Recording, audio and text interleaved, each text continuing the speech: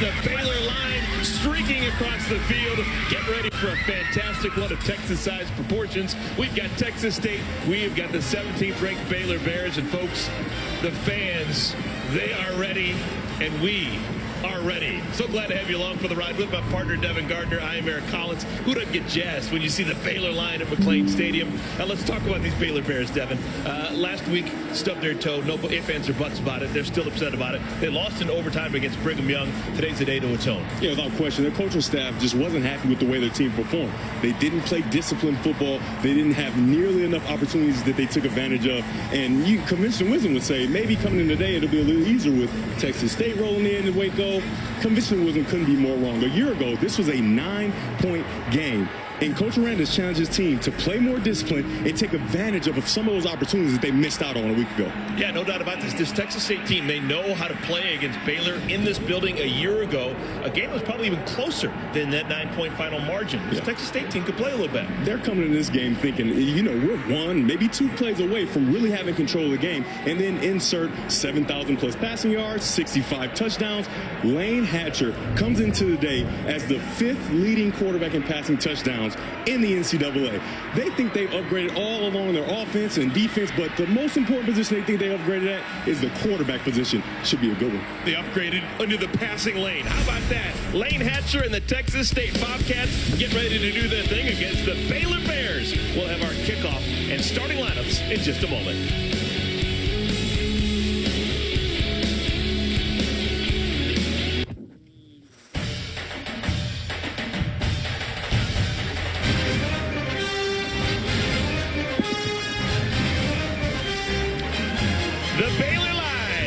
In full force, streaking across the field, getting to the student section. One of the great things about college football, McLean Stadium, they know how to make an entrance in this building. Fantastic stuff. It is Texas State taking on the Baylor Bears, second consecutive year. These two schools going to work. And the last 3 meetings, if you go back to 20 years, it's been close each and every time. All 3 games since 2004 decided by 10 points or fewer. Oh, by the way, 04 and 07, those Texas State teams are playing at the FCS level. So now that they're up to the FBS level, Jake Spavital and the Bobcats going to give it a go today. They'd love to get a win against a Big 12 team. Something about those Bobcats and going against those Baylor Bears. Wait, in the jungle, how about Bobcats? Are they really good against Bears? I don't know, maybe so. Oh, I take the Bear. No doubt about that. Dave Aranda, the biggest Bear, now in his 3rd year, coming off a 12-2 season a year ago, capping it off with a win in the Sugar Bowl against Ole Miss, but they lost a week ago. They're chapped about that in Waco.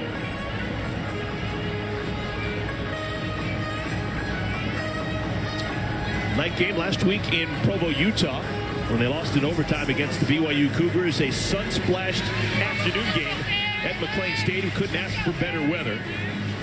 It's warm, but then again, it's Texas and it's September. 90 degrees for our kickoff. A bit of a wind, 11 miles per hour, but just unbridled sun. We've already had the coin toss. Texas State, they won the toss. They deferred the decision to the second half.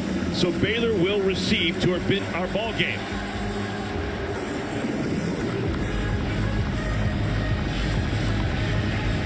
And doing the honors is the big-legged Mason Shipley. He made a 54-yard field goal last week for Texas State against Florida International. Back deep, the squirrel, Craig Williams, to return the opening kickoff. Let's do it. Ball's in the air. And it is not returnable. It'll be a touchback. Ball will be taken at the 25-yard line. Devin Gardner, let's talk about the signal caller for Baylor, Blake Shapen. Absolutely. He's coming off a week where it wasn't his best, but it's not all on him. We talked to Coach Offensive Coordinator Jeff Grimes, and he said he has to do a better job of getting them more balanced. They didn't protect well. They didn't make some plays downfield. He looks for this offense to be more balanced and find a way to make some of those plays downfield, help your quarterback out. Shapen, the sophomore, native of Louisiana. He's a Shreveport guy. Started the tail end of the season last year and did good work. Now his first full season as the starter for the Baylor Bears. And they began in the air. This is the tight end, Drake Dabney, with the catch. Dabney's getting playing time today. We just found out earlier today that it wasn't going to be Ben Sims, who had a nice game a week ago. Sims is not the tight end today. It's Dabney, and he picks up 6 yards on first down.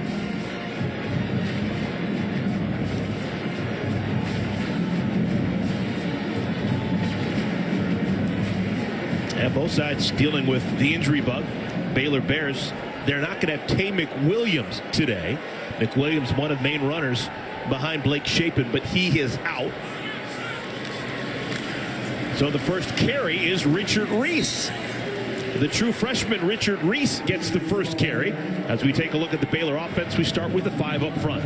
Big fellas up front trying to make a statement today. They didn't play great a week ago. Could have done a better job of protection. Let's see if they can find a way to not only move people in the run game, but create some opportunities for Blake Shapen in the passing game by giving him some protection.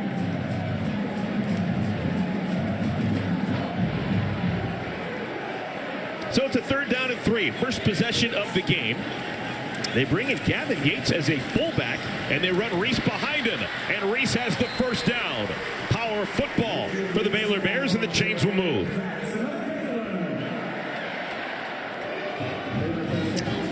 They talked about Richard Reese when we talked with the offensive staff with Baylor as being an aggressive runner. At only 175, usually you're not associated aggression with 175 pounds on a running back. You do not.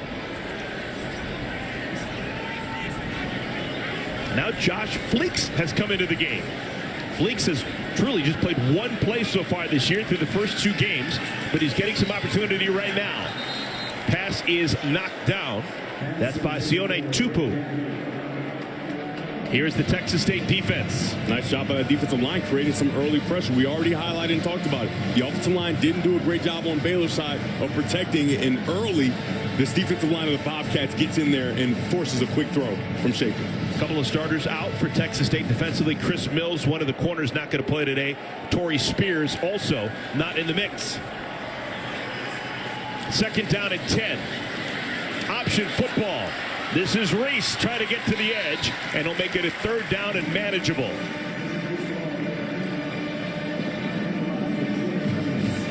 It's a nice job by Baylor breaking some tendencies, getting into the speed option game, and Texas State doesn't have a pitch man, so Rebels was kind of tasked with playing both the quarterback and the pitch man. Gain of 7, bringing up a 3rd down and 3. This is the same situation they had just a moment ago when they converted it with an off-tackle run by Reese. Yates back in at fullback. 2 tight end formation. Kelsey Johnson, the extra tight end. And straight up the gut. Wow, that's taking a chance with your quarterback. Shapen apparently has the first down, but there is a flag down. I think that shows you the confidence they have in the offensive line just to move Texas State's front. You don't see too many 3-yard quarterback sneaks. Offside, defense number 96 lined up in the neutral zone. 5-yard penalty, first down. You know you're going to have a well-officiated game when your referee's last name is Barron. We got a Barron making all the decisions. Steve Barron with the first call, and it's going to be 1st down and 10 for the Baylor Bears.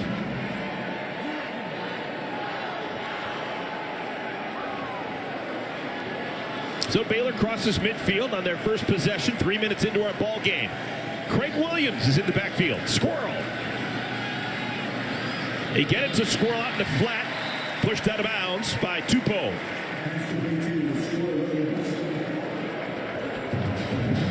What Texas State is trying to do, they're trying to help out with those wide receivers, right? So you're going to have Squirrel against these talented linebackers, but they're big guys. This is a small guy against a big guy. In those one-on-one situations, he's going to win every time. That's a matchup to look forward to that Baylor's going to try to exploit unless Texas State does a good job of trying to change their defense and go to more of a zone-type coverage.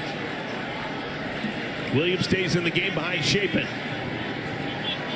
2nd down and 4. A lot of different possibilities here.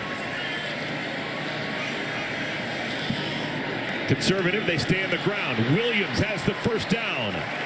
Tackled by Jaron Morris, but not before the chains will move and pick up a 5. This is supposed to be an off tackle to the left run, but he does a great job of getting to the line of scrimmage and come right into your living room right there. Very nice job of getting skinny, getting small, and getting through the hole. Very nice job by Squirrel finding a way. like we talked about, not a big guy, but if he can find a way to slither through and fall forward for yardage, it's going to be big for Baylor. Squirrel leaves. Quaylen Jones comes in. Third different tailback we've seen on this opening drive. Play action. This is the tight end Johnson, the true freshman tight end. Picks up 7 yards and a late flag. Look at a block in the back. It's clear block in the back. The closest referees didn't throw the flag, though. Referee back judge way back through it. Illegal block in the back. Offense number 76. 10-yard penalty from the previous spot. First down. Senior left tackle Connor Galvin. You're going to see it right there.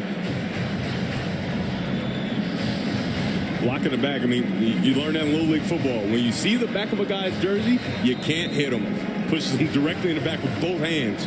My question is, the referee standing there didn't throw the flag. The flag came from way out on the other side. First down and 20. First time that the Bears have played from behind the sticks. Deflected and incomplete. Looking in the direction of Gavin Holmes. It'll bring up second down and long. Nelson Mbanassor looked like he was the one who got the hand on the football. That's a very good job. He sees that the ball's coming out on a quick, and he finds a way to get up. That's the offensive line has to find a way to stay connected to those defensive linemen, because once you read quick pass, 3-step drop or something of that nature, or catch and throw from gun, you're going to see the quarterback and get your hands up. Luckily, that wasn't an interception. Trying to set up a middle screen to the runner Reese, and it's knocked down again by Mbanassor. That's 2 consecutive passes broken up by the redshirt senior from Pflugerville. He comes right across. He smells the screen and gets to it. At the onset, he's doing a very good job. You see it with his backpack. He said, "I'm a DB, baby. That's 2 PBUs for me." Third down at 20. Good luck. Shapen a deep drop. Wants a bunch. Has a man. It's caught. How about that for a first down? Short. Seth Jones, did he not get there? Oh, they're going to mark him a yard short. They needed 20. They got 19. Baylor wants to set the tone. I think they're going to go for it. They've done a good job in short yardage to this point, and I don't think this play is going to be any different. They're going to try to impose their will on this Texas State defense. This Texas State defense has been out there for quite some time, right? They're getting tired. They're getting worn down. Let's see if Shapen in this offense can find a way to continue this drive. Brought in that big fullback again. Gavin Yates, number 43. Play action. This is the fullback Yates. He's got the first down. Creative play call for Baylor. This is what you call a bluff. You're going to bluff the defensive end. You're going to make them think that you're blocking them and then jump around, and that's why you're wide open, because he's trying to steal the run. He's trying to make sure that he stops you and you just away and get around for a first down game. Gavin Yates knows how to finish off a run. He just destroyed Cordell Rogers. Yeah, you can tell there's going to be no wiggle from him. He's going to lower those pads and try to finish everybody. 12th play of the drive. Reese again, the tailback, behind Shapen. Now next to Shapen. Quick hitter, that's the tight end Johnson. Coaching staff talking to us and saying that Kelsey Johnson, as a true freshman, has really progressed in the last couple of weeks. He's an up-and-comer. I love what Coach Grimes has done with the offense on this first drive. Getting the ball out quickly, giving nice, easy reads, naked bootlegs, keeping his quarterback on the move so that the Texas State can't get a beat on where he's going to be. Right there you see a quick pass, and it's just a stick route. The most common route played in football, and he completes it for a first down. 2 tight end formation. You get both Johnson and Dabney in the game. Reese right at the gut, and it's a touchdown for Baylor. Richard Reese rips off 14, and the game's first score. All the offensive linemen are going to reach, and Reese is just going to find his way. Very nice job by this offensive lineman. Allow the running back to find which gap he wants to get through. Boom! Right there, gets through, doesn't even have to break stride. Touchdown, Baylor Bears. 3rd touchdown of the year for Reese. Welcome to college football. 13 plays, 75 yards, 6:25 off the game clock. And now John Mayers, reclaiming the kicking spot, will come on for the extra point. Standard issue. Baylor Bears will take it. Coach Grimes said they wanted to come out with balance. You've seen run, you've seen pass, and you've seen Reese in the end zone.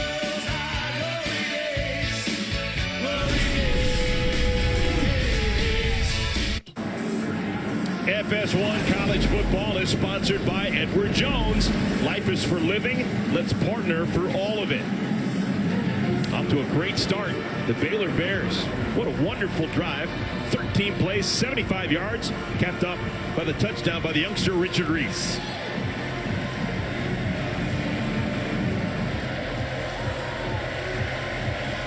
No, Rauschenberg is going to kick this one off. That's normal. He's got the biggest leg of all the kickers with Baylor. Spinning right to the goal line, an opportunity for a return. Donovan Moore is tackled before he can get to the 15-yard line. So not great starting position for Texas State.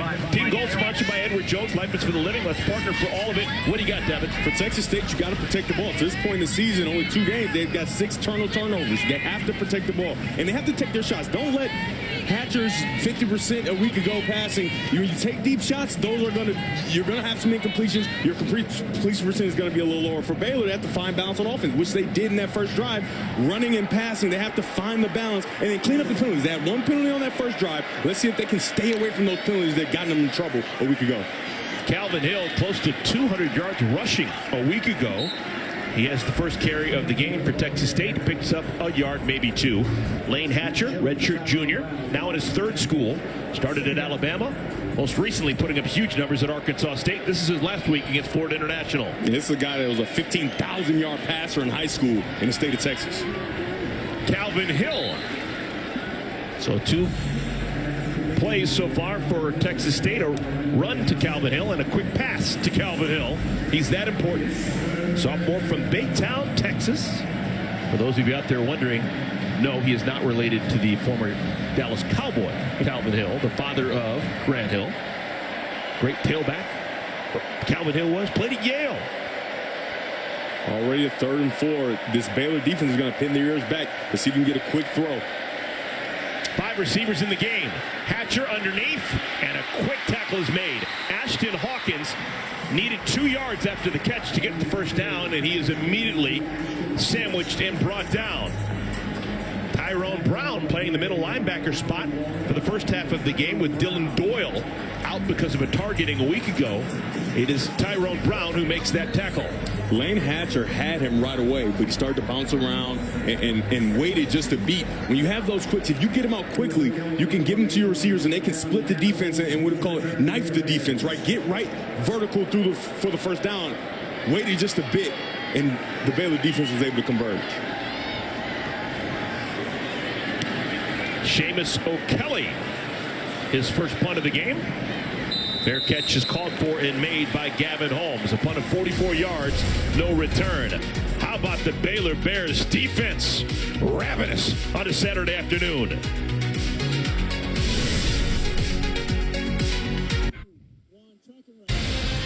Baylor Bears lost a week ago in Provo, Utah. Game at night. Real tough environment. They had their chance, Devin. Lost in double overtime. And without question, they were inside the 5 with the chance to tie and maybe win the game. A penalty, then another penalty, and they find themselves inside the 20 now, trying to go and score on 4th down, and it just didn't work out for them. The penalties were so important in that game. They were in a dogfight, and they didn't have a chance because of the penalties that they suffered. Now, Dave Aranda was just trying to figure out a way this entire week to get his guys' minds right. You want to lose 2 games because you lost 1. First down, play action. Shapen out in space. Gets it to Hal Presley. Nice grab on first down. Presley, the sophomore from Mansfield, Texas, his 7th grab of the season. It's a pickup of 6 yards. I love it. I love what Coach Grimes is doing, moving his quarterback, getting him off the spot. Because Shapen is a talented thrower on the run. Why not use those skills? Coach Grimes is making sure that offensive line has a chance to get their feet settled underneath them, and then you're going to get a chance to hit Texas State with some big shots and drop back pass. 2nd down and 4, looking for a whole bunch.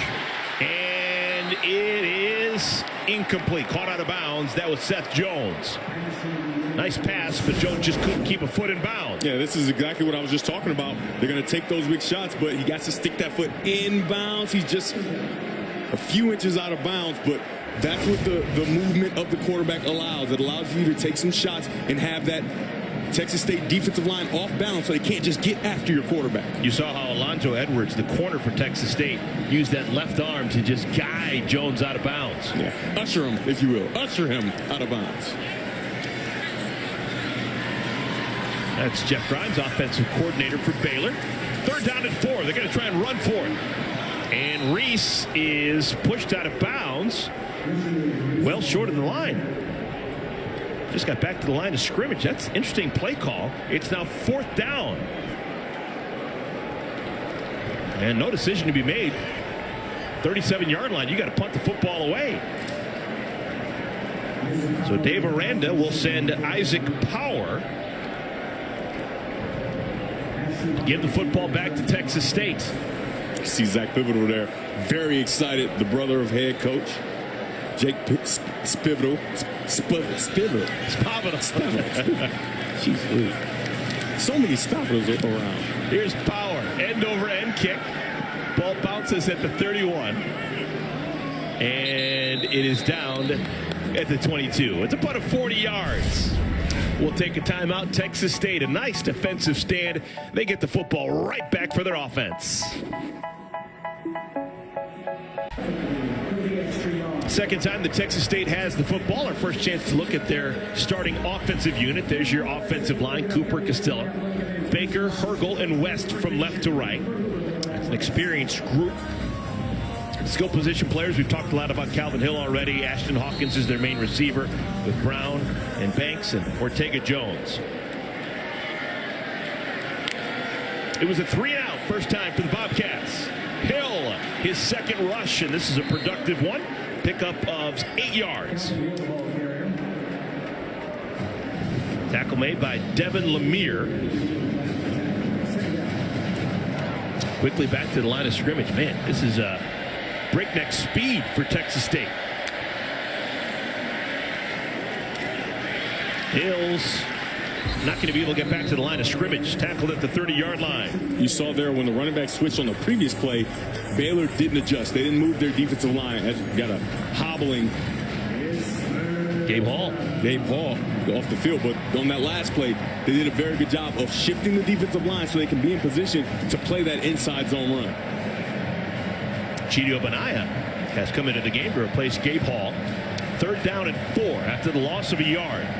Moving here in the wide receiver position shows that it's a zone defense. Linebacker doesn't go out there. Boom. Catch is made. Oh, Hawkins had the first down, went backwards, and he's fortunate to get enough for the first down. That was iffy right there. Ashton Hawkins looking for a big play. Does get the first down. The first down for Texas State. It's a nice job of Hatcher. We saw on the previous drive, he waited just a little bit. This time he gets the ball out on time to the hitch route that's wide open, and now they're going fast. Hawkins again. He's already got 3 catches. Looked like the face mask was turned a bit, and the flag is down on the field. You're exactly right, Eric. They're going to get a face mask there, and it's because of that jitterbug mentality he's got there. He's moving around. They don't know where he is. Try to grab him and get him down.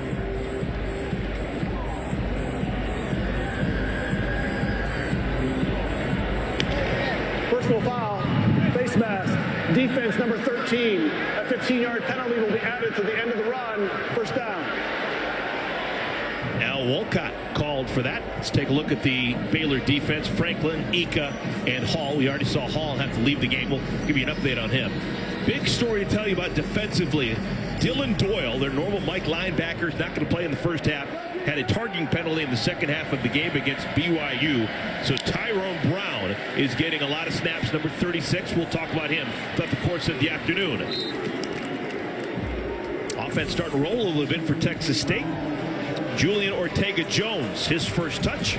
Transfer from Bowling Green. And it's 2nd down and 2. It's a nice job of Spavital doing formationing the guys open, and a nice job of Hatcher using his eyes to get them even more open. He looks right with the swing route from the running back, then he comes right back to the hitch route knowing that it's going to be there, and it makes the Baylor defense shift. Very nice job of both those guys working together. Lincoln Perry is in the game, and this is Perry with the football, and Perry looked like his face mask was turned around a bit. Jackie Marshall makes the tackle, and the tackle is high, but there's no flag down. Yeah, I mean, that's about as clear a face mask as you've seen. I mean, only clearer than the one we saw earlier. And they don't throw a flag on that one. Anytime you see that helmet, you know, kind of turn the other way, you kind of always throw caution to say it's probably a face mask. Maybe they thought it was a shoulder pad, but that was pretty clear. Lincoln Perry remains in the game.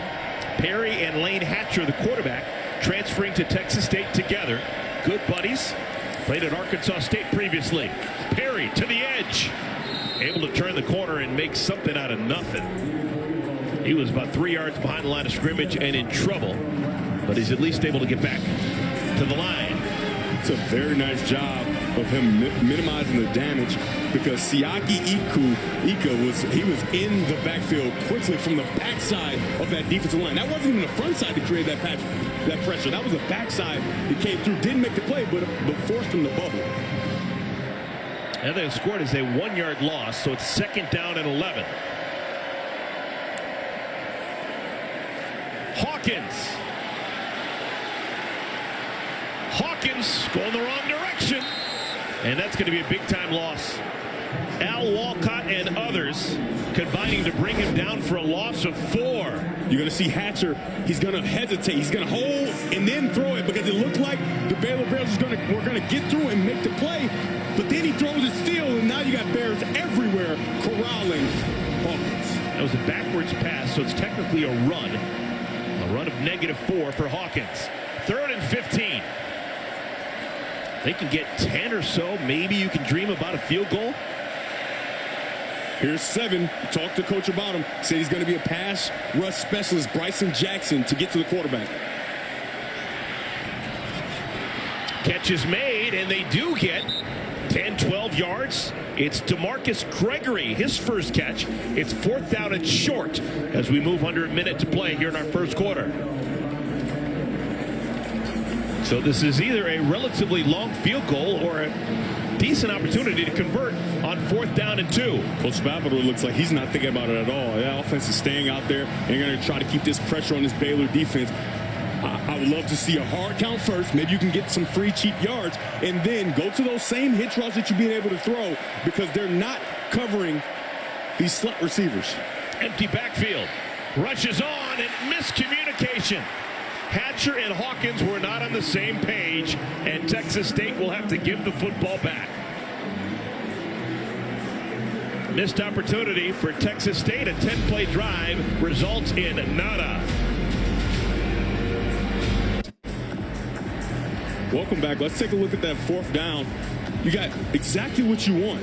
Devin Neal is way off of Hawkins. Hawkins is supposed to come here and sit down right after the marker, but no, he goes boom, boom, boom. And the ball's trying to get there. Hatcher anticipates he's just going to turn right around, and then he misses him. Coach Spavital got exactly what he wanted, but they couldn't capitalize. So the Baylor Bears have the football back. This is Reese, swamped and brought down for a loss of a yard. First time Baylor had the ball, just unbridled success on their way to a touchdown. Next time they had the ball, 3 and out. A little bit of Jekyll and Hyde here in the first quarter for Baylor. Final moments of our first quarter. Will they get the snap off? Nope. That will do it. We've had 15 competitive minutes in Waco, Texas. Fun environments. McLean Stadium on a sun-splashed Saturday afternoon. Baylor has the lead, trying to add to it when we come back. FS1 College Football is sponsored by Edward Jones. Life is for living. Let's partner for all of it. Start of our second quarter, McLean Stadium. Baylor leads Texas State 7-0. Baylor's got the ball. This is their 3rd possession. 2nd down and 11 upcoming. No Tay McWilliams as a runner today for Baylor. We've already seen 4 different running backs. This is the tight end, Kelsey Johnson. He's been featured here in our first half. Catch for Johnson. It'll bring up 3rd down. No Ben Sims to begin our ball game. Sims, the fifth-year senior tight end, wasn't out in warm-ups, and so it's been Johnson and Drake Dabney as the tight ends for Blake Shapen. On these short yardages, they've been pinning down and then coming around. There it goes. They do it again. This is Squirrel, Craig Williams, and it's going to depend on the spot. I think he's a little bit short. So it's fourth down and a whisker.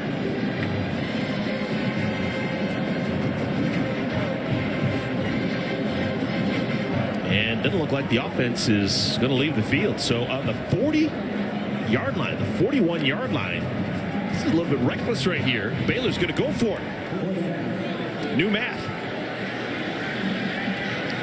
Power football. Two tight ends and a fullback in the game. And they've got it. First down run for Richard Reese. They're right. Only 175 yards, but he runs aggressively. Yeah, I mean, when you got a guy who can burst through the hole, you can see he's kind of slow to go, and then he bursts through the hole, and he seems like he's got a special knack for knowing exactly when to go fast, knowing when to be patient. In a scenario like this, on 4th and 2, you got to burst through that hole and get all your pads behind you so that you can get those 2 yards. He does it there. 20 years ago, no one would have considered going for it on fourth down and a long one from that part of the field in a one-possession game in the first half. I'm just saying. With an 175-pound back. No less. Reese crosses midfield. It's been the Richard Reese show. Pickup of 9. Reese scored the game's only touchdown back in the first quarter. Take a look at this Texas State defensive line. They're not doing a very good job of holding that offensive line up. They're getting right to the second level, which is why there's so much running space for Reese. Another chance for Reese. Looking like a young Walter Abercrombie back in the day. He's across the 45, a pickup of 3. And it's a first down. James will move. And now Reese will catch a blow. Josh Fleeks comes in, one of the 4 runners we've seen for Baylor. Fleeks, the converted wide receiver. He wears number 21. You can see Texas State shuffling in guys because they were in an odd package with 3 down linemen. Now they go to more 4 down so they can stop these offensive linemen from getting on their linebackers so fast.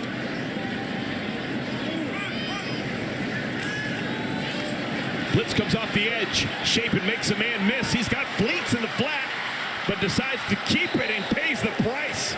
Oh, he got decked. Sione Tupou got him. When Shapen had already given himself up, Tupou got him high. This is one of those tough ones where even as a former quarterback, I don't know what the defender is supposed to do. He's running to go get yardage, and the defender starts to tackle him at the same time. You see that? It's kind of simultaneous where he's about to start to slide, but I'm already committing to tackling him. So that's tough, and I can imagine that's what they're talking about. What was he already committed to the tackle before the runner gave himself up? I think he was. And they're probably talking about targeting as well because it was a high hit. But you can see on this play, as it starts to run, he's running and he's running for yardage, right? This is a runner right now. And then the tackle starts to come.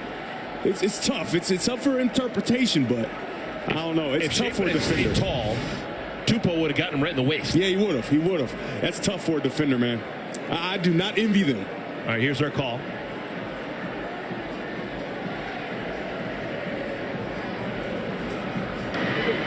After the play, personal foul, targeting defense number 55. That 15-yard penalty will be added to the end of the run. The targeting is under further review. It's tough. Yeah, all targetings are looked at longer just to make sure that the call is correct. And though he didn't use his helmet, he hit him high, and it's hit him a hit high on a defenseless player, right? Because technically he's sliding, that makes him defenseless, and a high hit, even with your shoulder pad on a defensive player, is gonna garner a targeting call. All right, well, we have help with this. Mike Pereira, our rules official, he is joining us now. And Mike, I know you had a chance to see this. Your thoughts on the potential targeting for Sione Tupou? Yeah, well, the first thing you got to do here is you've got to put it into the category, see where you're going to put it. Is he defenseless or not? When does the play end? The play actually ends when he starts to break down and slide. That's when it ends. So essentially at that point, he becomes defenseless. So then you look to see he gets head and neck area protection if you rule him defenseless. Now, got to be head and neck. If it's If it's just shoulder to the chest, which it looks like it might be, then it's not a foul. Important to remember that when they announced, they said targeting. No unnecessary roughness with targeting. So that's if it's not targeting, then there won't be a foul period on the play. Nice. The first contact looked to be on the shoulder pad. Yeah. And that's very important that Mike said that if this is not targeting, it's also not a foul. Right, because like I said, they kind of he started to slide, and then simultaneously the tackle was already happening. So this is very interesting what they'll do. Well, obviously it's huge proportions because it's going to be a huge gain because of the penalty for Baylor. And if targeting is upheld, you will have Tupou missing the remainder of the game. Mike, what else are you thinking right now? I think the other thing you look at now, is he attacking? I mean, that's the thing. There has to be an attack feature to prove that it's targeting. And he's almost bracing himself for the contact. He's not moving forward. So I think that's another thing that makes it more not targeting in my book. Yeah, Mike, this is one of those tough ones, right? Real time where you're watching it as a referee. That it makes it super difficult. The helmet comes off. You get the whip action of Shapen, right? Right. And these are tough and important to remember now. Targeting is not an epidemic here. There's only one targeting for every about 4.18 games, almost 5 games. So I think they've done a good job with the targeting rule, making the game safer. But it's these types of gray plays that are really tough on these big hits like this. Mike, thank you for your help. Here's the call. After further review, there is no foul for targeting. Number 55 for Texas State will remain in the game. Number 12 for Baylor must leave for one play because he lost his helmet during the down. Wow. Thank you so much. That's wonderful stuff. The crew working hard to get it right. I just hate the fact that targeting is such a penile thing. Yeah. So staying in the ball game is Tupou, but now leaving the ball game for play is Blake Shapen. Yeah, I mean, it almost completely flipped, right? You were going to get a 15-yard penalty, you're going to get all these yards, and now your quarterback has to come out for a play. So Shapen is strapping on the 2 straps now on the helmet to make sure he can come back in and stay in the game. Backup quarterback is Kyron Drones. Drones has played a little bit this year. He's thrown 7 passes, completed 5 of them. And a little play action. I like it. This is Seth Jones inside the 30, trying to finish up that run with some power. 11-yard gain for Jones. Good job by Drones. When we talked to Coach Grimes, he said, we like what Kyron Jones has done in fall camp and competing, and we're comfortable with him in this offense. That's a very good job of making sure you put this young guy on the move, because Texas State, I can guarantee you, was not expecting for Drones to come in and throw a pass. Drones to Jones. Drones to I can see that as a T-shirt in the years to come. Shapen back into the ball game. Williams. Craig Williams. All kinds of speed. Did he stay in bounds? He did. Touchdown, Baylor. 30-yard scamper for the Squirrel. When you get to this high speed, but you're 168 pounds, you can stay in bounds and tiptoe on the sideline the way the Squirrel did. This is an outstanding job. This is just an outside zone. You're going to run that 200-meter dash right up the sideline. Very nice job of getting on the outside. And this is 168 pounds. You don't got to go out of bounds. You can stay in bounds and tiptoe that sideline all the way to the end zone. Not a question of whether you stepped out of bounds. Very nice job. Not a lot of humans can go that fast. Yeah. Stop. I'm telling you. Stay in bounds. He's a speedy car. He's a Corvette. 9-play, 69-yard touchdown drive for Baylor, capped off by the touchdown to Craig Williams, who a lot of people didn't think would ever play football again. Massive knee injuries for him, but folks, he is back a man in full.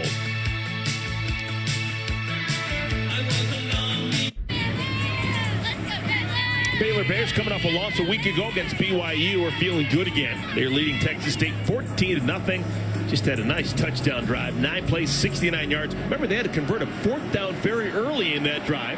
Craig Williams. On their side of the field. Yeah. Much less. Craig Williams, a 30-yard touchdown run.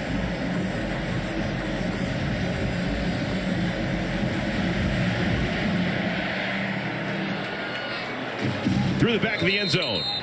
Later today, college football continues on Fox as the 12th-ranked BYU Cougars take on Oregon.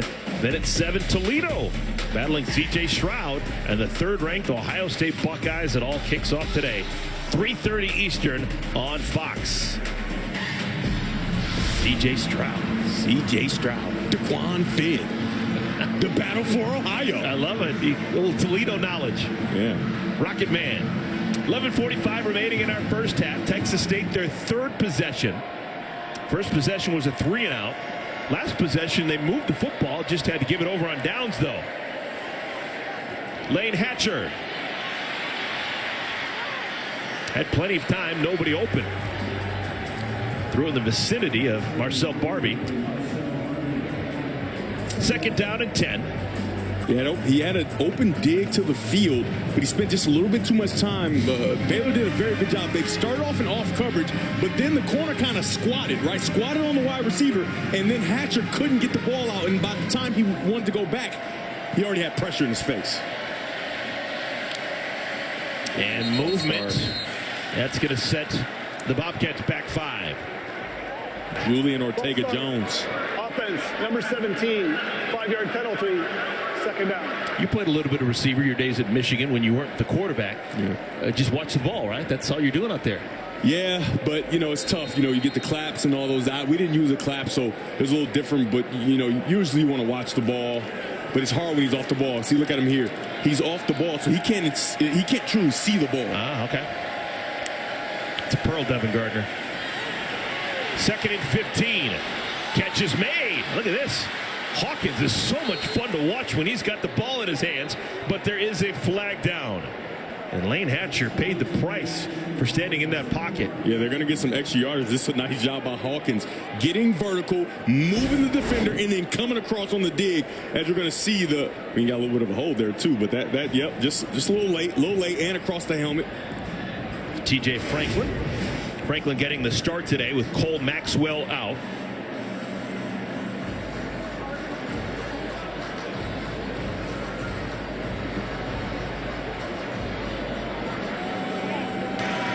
Personal foul, roughing the passer, defense number 9, 15-yard penalty, out of 1st down. TJ Franklin, the best pass rusher that Baylor has, and he got antsy. That big old arm club over the helmet, man. These are some strong individuals. That hurt so bad. I remember getting hit in the head like that. I think it was against Penn State, and it felt like my jaw was broken. It wasn't even him tackling me. It was just his arm coming down super hard like a hammer. It's dangerous. So a 12-yard catch and run by Hawkins, and then the 15-yard penalty. It's a 27-yard gain. Incomplete. That should have been caught. Javen Banks, the senior. Missed opportunity for Texas State. They went back to the exact same play that they missed on 1st down, where you look to the left side of the formation into the boundary. It wasn't there with that rolled up corner, and he just didn't have enough time to get back to the dig. On that play, he recognized it a lot quicker, went back to the dig, but Banks wasn't able to make the catch. Texas State won a week ago against Florida International, convincingly, 41-12. Lost opening weekend against Nevada out in Reno. Turned the ball over 4 times in that game. That was the major bugaboo. 2nd and 10. Underneath again, Hawkins. Hawkins to the 36. Ashton Hawkins has been the best offensive weapon for the Bobcats. He's got so much pace. He's going to leak, and then turn around and hook up. Very nice job. Remember, they had a miscommunication in the 1st quarter where it was a 4th down conversion, and actually a pretty big one. Missed him. This time knows exactly where he's going to be. Puts the ball in his numbers. He can knock the defense for a 1st down. Hawkins averages 7.5 catches per game. He's already got 5 in our first half. This is Hill out of the backfield. Spun down after a short gain. Brooks Miller with the tackle. Miller getting playing time with Christian Morgan, not in uniform. That's a good play for Texas State because the linebackers are kind of slow to go. They're slow to react. So you have the defense already outflanked. Hatcher just has to give a little bit better ball on his front shoulder so he doesn't have to slow down. He can just catch it on the run and hit the edge. 2nd consecutive positive drive for Texas State. looking to cash in. Baylor's got a lot of space in their zone defense. I would go back to that dig concept where you got a guy coming on a deep end. Underneath, short gain to the 30. Ortega-Jones, third down.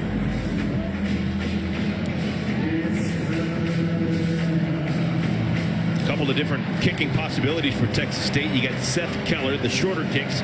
Mason Shipley's got the long leg if you're starting to think about field goals. Third down at 5. Line to gain is the 26. Baylor has to account for Hawkins. There he goes. Hawkins has the first down. 6th catch of the first half, Ashton Hawkins. He's going to go here. He's going in and back out. Very nice job of having tempo on his route. Tempo, tempo, boom. Sticks that left foot in the ground, and he's wide up on the outside. Very nice job by Hawkins. He's showing great patience in his routes. He's going fast. He's bursting. He has change of pace, and that makes it increasingly difficult for guys to cover him one-on-one. Only one time has he not been on the same page with his quarterback, Lane Hatcher. 8th play coming up. All passes so far on this drive.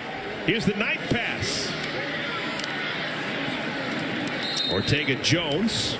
Tackle made by Tyrone Brown. You can see Hatcher slowly but surely getting more comfortable, finding the right guys, getting the ball out quickly, not giving this Baylor defensive line a chance to get in his face. This is a nice job by Coach Spavital as well, finding a way to get easy throws that are not so complicated, reading the defense. We're calling him Bobby Lane Hatcher here on this drive. One deck in the way back books here for the Texas fans. Outside zone to the left is wide open there. Hill, the first run of the drive, bangs forward, close to the line to gain. It'll be 3rd and short. Hill, 5'8", 185 pounds, but he runs angry. It's a nice job by Texas State. Now, they're not getting to the second level like Baylor's offensive line is, but they are doing a good job at the point of attack with that defensive line and creating space for the running backs to get on the linebackers and have to make a play against them. So Hill is joined by a couple of tight ends in the game. You got Jackson Lanham and Tyler Huff, some big boys. 3rd down and 1.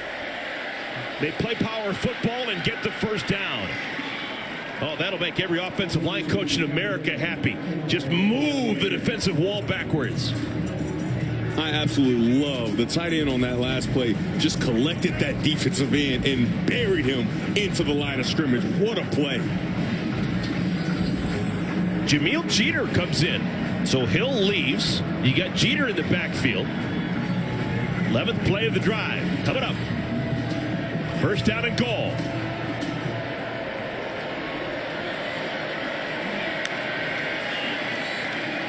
Hatcher gets it to his tight end, Tyler Huff, for a nominal gain.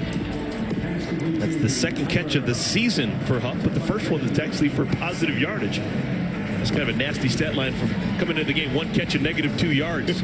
I love the reward, though, right, for Huff. Because on that last play, he was the tight end that collected that defensive end and allowed them to get the first down. This time, you send him across the formation, and he bluffs. Kind of what we saw Baylor do earlier with their fullback. He bluffs the defensive end, didn't get a bunch, but now Baylor has to respect that style of play. 3 receivers bunched towards the boundary. Not a lot of room there. Little pot pass. This is Hawkins. And running as hard as a 175 man can run, tackled at the 6-yard line. That's tough sledding when you're as slight as Hawkins in a congested area. Is this 4-down territory? I think that your defense is playing tough, but this game could get away from you. You got to get points on this drive. I don't think you go 4 down and you have to go get a touchdown because the way you're moving the ball and you think your defense can get a stop here or there. I think you have to get points, but a touchdown here will be outstanding. Jeter remains in the game. He's next to Hatcher. Jeter down to the 4. It's 4th down. Nice job with T.J. Franklin holding on for dear life because, he made good contact, but he kind of fell off, and you can see he might be down on the play as well.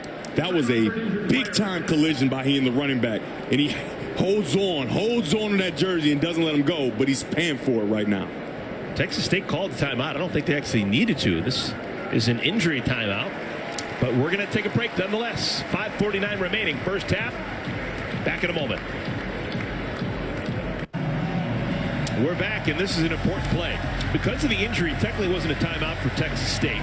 Both sides still have all of their timeouts remaining. It is a 4th down and goal. Texas State, they're going to go for it. Hatch just completed his last 7 passes. He's got 5 receivers available. Hatcher, incomplete. Incomplete, knocked away by Will Williams. And Texas State, for the 2nd time in our first half, has a positive drive, only to give the ball back on downs. It's a tough miss there. Had a good play design. Baylor coming back to drive the field. And Baylor fans have had something to cheer about both offensively and defensively. A couple of touchdowns on offense and some good defensive stops when they needed to put them up. Here in our first half, Ron Roberts pleased talking to his guys about bending and not breaking. That's what they've done here in our first 25 minutes. Awful starting field position, and Craig Williams is just mauled twice. Levi Bell and Devon Sears combined to bring down Williams. 96 is going to come right here. Boom. Underneath the offensive line and make that play quickly. And it puts them at that inch-yard line. Levi Bell took a free shot at Squirrel. He was clearly down, but he got back up so quickly that Levi Bell said, I'm going to hit you again. It's a loss of 3. Ball spotted at the half-yard line. This is Reese. Short gain. It's going to bring up 3rd down. So if Texas State can get a 3 and out, get that ball back with decent field position, maybe the decision to go for it on 4th and goal, not that big of a deal. Nope. Big deal, because you'd have 3. Okay. I wanted the points. I'm going to stand pat. I wanted those points because your defense is playing well. But this makes it not as harmful, I would say, if they can get off the field here. Quaylen Jones is now trusted to be in the backfield next to Shapen. The offensive line has been a little shaky. I will bring pressure here to try to get Shapen in the end zone. Shapen's pass is caught. That's going to be enough for the 1st down. Yep, holding on to it, Seth Jones, and the chains will move. Eric, I'm just telling you, this is a big-time throw. This is from the left hash all the way to the right sideline on a timing out route. What a throw by Shapen in the shadow of his own end zone. One time. Wow. Yeah, Roderick Hockley in coverage. That throws a little bit behind him or a little late. That's a Hockley big, chance for a pick 6. Courageous, strong, next-level throw. Courageous throw. Yeah, without question. All right. Conviction is how he threw that ball. The previous play of a catch of the 1st down is under further review. I noticed that the Texas State sideline immediately was giving the indication that wasn't a catch. I mean, I haven't seen the replay just yet, but I'm going to say it's not even close. All right? We're going to see. Seth Jones is the receiver. Did he bobble it or not get a foot in? It looks like that was a strong hands catch. 1 foot in. He's well past the first. Wait, I'm confused. All right, foot's in, 2 foot's in. Yeah. Forward Progress has him at the 15-yard line, and he only needed the 14. And then I guess it comes out there. That's what they're going to look at. But this is a catch. This is a catch. Like, he has that ball strong in his hands as he's spinning out, and then the ball comes out late. They kind of cleared that up on that catch thing, where it's like, if it looks like a catch, it's a catch. And that, it's clearly a catch. He palms the ball with both hands, then brings it to 1, and then when he falls out of bounds, the ball comes out. Yeah, I think this is much ado about nothing. I think that was the squeaky wheel sitting right there. The coaching staff for Texas State was just pleading for something to be looked at, but this is clearly a catch. Yeah, gives us a chance to gain. Gives us a chance to continue to marvel at the arm strength of Shapen driving that ball on the outside. And kudos to the offensive line who were challenged by offensive coordinator Jeff Grimes to be more stout in protection and give the quarterback a chance. Let's see what Mike thinks about this, though. Yeah, Mike, you get a chance to look at this? Yeah, I'm looking at him kind of with you. Look, at some point the process of the catch ends before the ball comes out when it hits the ground. Mm-hmm. So, first of all, if you look at the spot, I mean, that would be one thing that they could be looking at also. And then whether or not it's a catch. Well, he gets the forward progress spot right to there where contact is made. So now you got a foot, You've got the body part down. He actually is turning upfield at that point, brings the ball in, and is now going to the ground. Again, ruled catch. I would have a hard time reversing this to make it incomplete, even though the ball does pop out there. Hey, Mike, I'm with you. You know, you pull this ball in and you pull it to one hand. I'm betting the house on this one. What about you, Mike? I'm betting the house on Don't this bet the house. Don't bet the house? I've seen too many of these. Don't bet the house. Don't bet the house, Mike Pereira says. I don't even bet my tool shed, quite frankly. And when they're looking at it, when they're looking at it this long and writing down stuff, you have to wonder what they're talking about or what they're looking about to change it, because if they do change it, then they've got to obviously go back to the previous play. But we'll get the announcement coming up now. Steve Barron. After further review, the receiver did not complete the process of the catch. Therefore, the pass is incomplete. It'll be fourth down at the 3-yard line. Oh, my goodness. All right. Mike told me not to bet the house. Yeah, you still have your house. I mean, you still have your house courtesy of I don't know where the catch is again then, because he had the ball. This is almost like the Megatron. Remember when the first reared his ugly head, where he has it in two hands, feet down. He pulls it to one hand to kind of keep it away from the defender. And then he's like out of bounds. The forward progress is stopped, and then it's incomplete. I don't understand that. Well, what it is it's a massive break for Texas State, and the squeaky wheel got the grease. Yes, the Texas State coaching staff raising an eyebrow and saying, let's look at that, and they chose to. And it's going to be possession for Texas State after the punt. Isaac Power will kick it from his own end zone. The slippery and dangerous Hawkins back deep. Hawkins is greeted rudely, and he's got the propensity to go backwards. He loses 4 on that return. It's a 48-yard punt and a loss of 4 on the return. But Texas State is just thrilled. They've got the ball back when we return.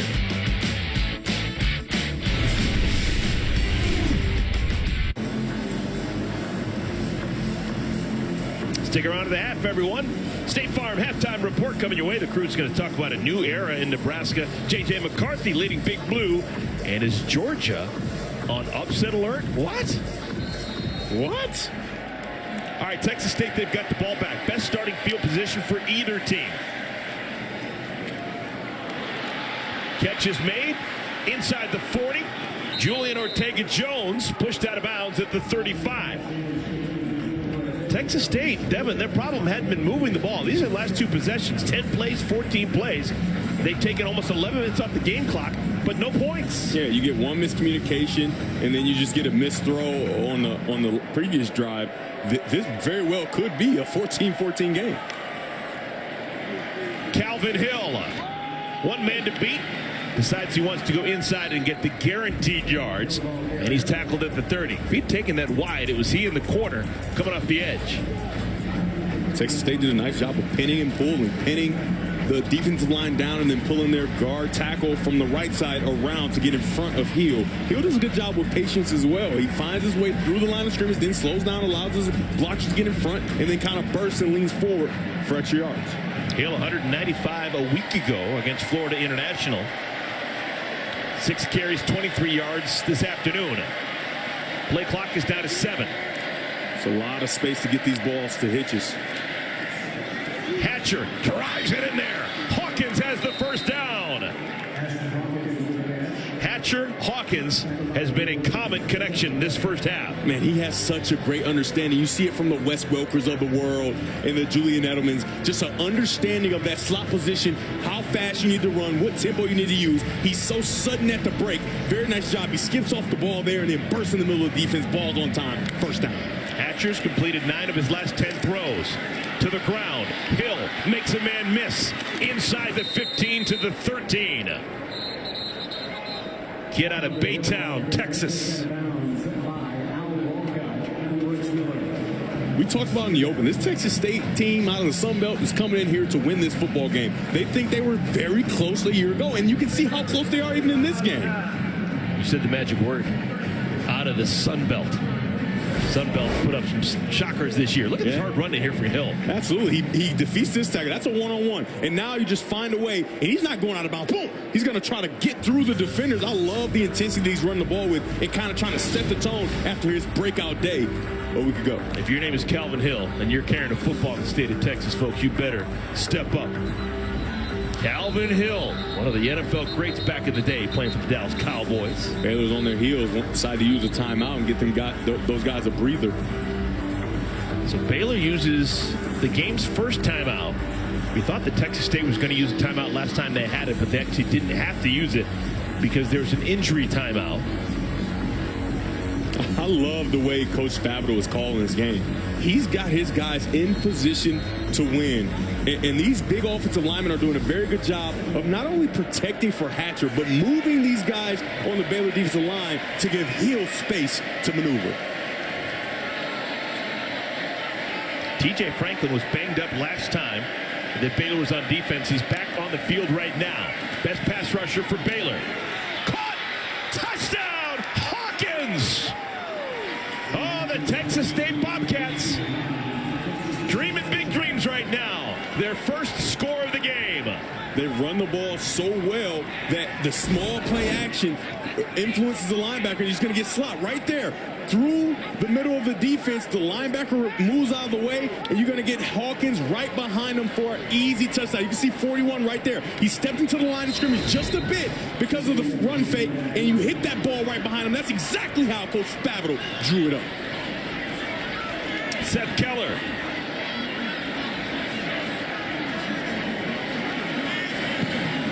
Clean as a whistle. 7-point game. So 3 consecutive productive drives for Texas State. And finally, their first scratch. 5 plays, 54 yards to Pater to Ashton Hawkins. Very nice job. I mean, it's been Hawkins all day. Hatcher to Hawkins, Hatcher to Hawkins, Hatcher to Hawkins. They've done a great job. Had the one miscommunication on their first 4th down opportunity early in the game. But since then, they have been on 9 catches, 72 yards in that last touchdown. Very nice job. And I can't talk about him enough. Hawkins I'm pretty sure scouts will watch this game. A lot of scouts come watch Baylor, and they're going to stumble upon this Hawkins kid and see he's got a special ability in that slot. That's what they're looking for at the next level. In that slot, to move, create space, get open, get down, and he's doing an outstanding job here to start. Well, this last time you saw one player have 9 catches in the first half. Remember, they got that great field position, Devin, because of that call that none of us really agreed with. The squeaking wheel. Yeah. You got the grease. You said that. And no one associated with this broadcast believed that call was going to be overturned. Yeah. It was, and resulted in great starting field position for Texas State. I just want to give a big thank you to Mike Ferreira for telling me not to bet the house. Saving your house. Saving my house. Ball is loose. Williams has to double back, pick up the loose ball, and again, just terrible starting field position for Baylor. Again, What just happened? Back-to-back possessions starting inside the 5 for Baylor. They're limping right now. I don't even know. Just dropped it. And then you're scrambling trying to get it back off the ground. And Lucky he didn't fall on a knee there. dude, it's a banana peel out there is what it is. I'm just telling you. Now, Squirrel's been one of the stars today offensively for Baylor. Had that 30-yard touchdown run, but he'd like to have a do-over here. Wow. And what a kick, right? Just high and just outside the end zone to force them to have to return it, and that's what you get. Second consecutive drive starting on their own 4-yard line. Good luck. Nope. Richard Reese swallowed up by Levi Bell. I wonder what Levi likes to wear during his Friday night hangouts. And Texas State calls their first timeout. They want to get the ball back. How about the Sun Belt Conference just a week ago, Devin Gardner? About a week ago, they had a pick 6 and down Notre Dame at Notre Dame, no less. What a job by that Sun Belt. And then Texas A&M loses to Appalachian State. Now, as a Wolverine, I do know a little bit about Appalachian State and the history of them taking down big guys. They did it again. And we didn't even have time to show you a video of Georgia Southern beating Nebraska and ending the Scott Frost era in Lincoln. Those are 3 teams from the Sun Belt who got paid to go to different big-time venues and came away with not only their pockets filled with cash, but also The swagger of a NASCAR veteran. Listen, picking up a big win. I'm just telling you, if I'm a team that has a chance to do something, Appalachian State, I don't care. They're not coming to my stadium. They've shown that they will beat you, and they've done it twice. Last 20 years, they're the best team in the state of North Carolina, Appalachian State. All right, 2nd down and 9. Pass is caught for the first down. That's Gavin Holmes. So that's a huge first down for Baylor. Now they can work on that game clock, keep it away from Texas State, and possibly even get another score. Shapen. Back-to-back catches for Holmes. We have had 3 different Gavins playing this first half offensively for Baylor. You got Gavin Holmes, Gavin Byers, the right tackle, and Gavin Yates, one of the fullbacks. This is gonna seem made up. My brother's name is Gavin. You're kidding me. Gavin Gardner. Yes, it is. Oh my goodness. Yep, played at Eastern Michigan for a bit. Quaylon Jones is the runner. Shapen. That ball had some flutter to it, and it's still caught. Eric, I'm just telling you. Joe Montana threw tight wobbles. That's a tight wobble from the right hash, and he gets both feet inbounds. You can see the turf bubbles. This Shapen has himself quite an arm.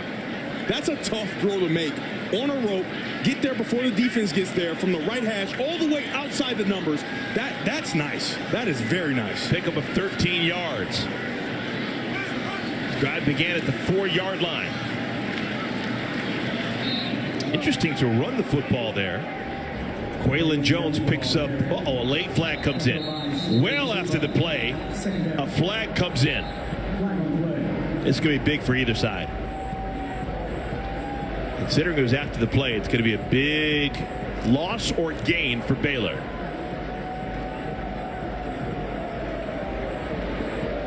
You haven't seen much extracurriculars today. Unsportsmanlike conduct, defense number 27. A 15-yard penalty will be added to the end of the run. Automatic first down. That is number 27's first unsportsmanlike conduct foul. That is a kick in the pants to the Texas State Bobcats. Their redshirt senior Mike linebacker London Harris should have known better. 15 free yards with only 73 seconds remaining in our first half. I take a shot here. Right? Texas State is kind of reeling. Call a shot, but when a shot is called, it doesn't have to be thrown. And I trust the Shapen. If it's not there, he'll check the ball down. But I'm going after this defense right now. Plenty of time.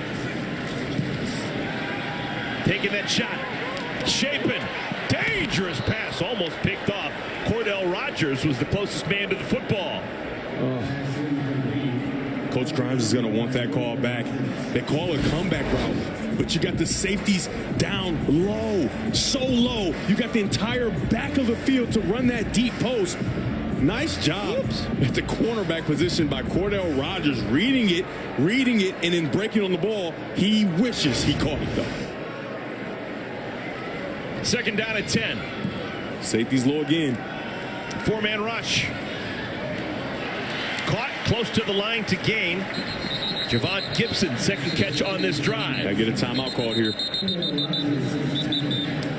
Gain of 9. It'll be 3rd down and 1. Baylor uses their second timeout. Tomorrow, the ageless Tom Brady and the Bucs heading to New Orleans for an NFC South showdown with the Saints or other regional action. Check local listings for the game in your area. Only on Fox and the Fox Sports app. Eric, I don't know. I have a question for you. What college, a little trivia, what college did Tom Brady play for? I believe that Tom Brady was Drew Henson's backup. He was at Michigan. No. Higher ups at Michigan felt that the better option was Drew Henson.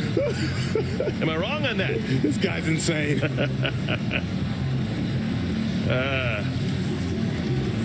So 39 seconds remaining here in our first half. 3rd down and 1. Are you just thinking if you're Baylor, get the first down and then commence with the drive, or? You have one timeout and you're in field goal range. I don't try to just get the first down. I want to take the ball down the field and complete a downfield pass. But with the first down, you do get a clock stoppage so that you can move quickly and not waste a lot of time. Taking a shot on 3rd and 1, looking for a chunk play, and it's an incompletion. Hal Presley was the intended target. It's now 4th and 1. I don't think they're going to kick this. I think they're going to go for it. Yeah, and that, if you're going to run that type of play on 3rd down and 1, that means you're going for it. Cornerback a little early there. They got away with one. And Dave Aranda is going to keep that offense on the field. Kicking was a bit of an issue a week ago in the loss in overtime against BYU. 4th down and 1. Reese next to Shapen. And Reese, no chance. It's a keeper. Look at the quarterback, Shapen. Fooled everyone. Touchdown, Baylor.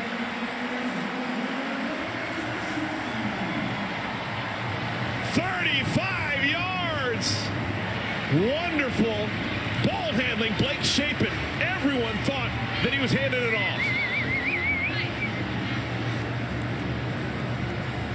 Baylor has now converted all 3 4th downs in our ball game, and Texas State is stunned.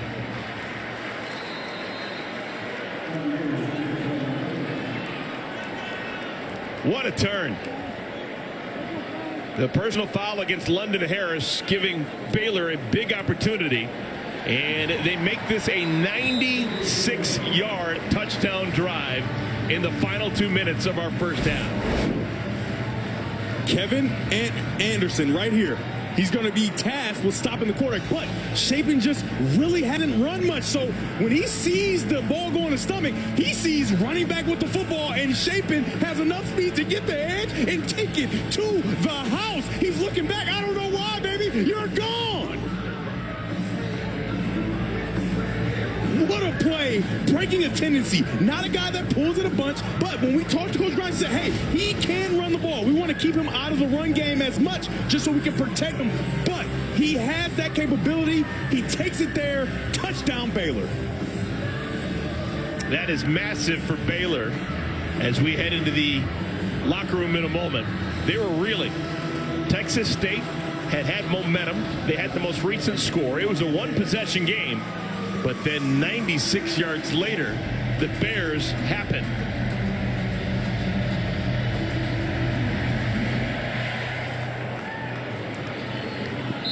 Now this Baylor team, very familiar with keeping the football on the ground. Look at that, over 3,000 yards, 5th best in the country a year ago. And it wasn't just the bulk yards, it was how they got the yards. Big, explosive runs, 31 20-yard or more yard runs. Similar to the way you just saw there. How about it being Shapen, though? It's not usually Shapen with those big runs. The Shapen of things. Shaping up to be a good game. Oh, my goodness. So now Texas State, you would imagine, they're just in this formation where they're going to take a knee.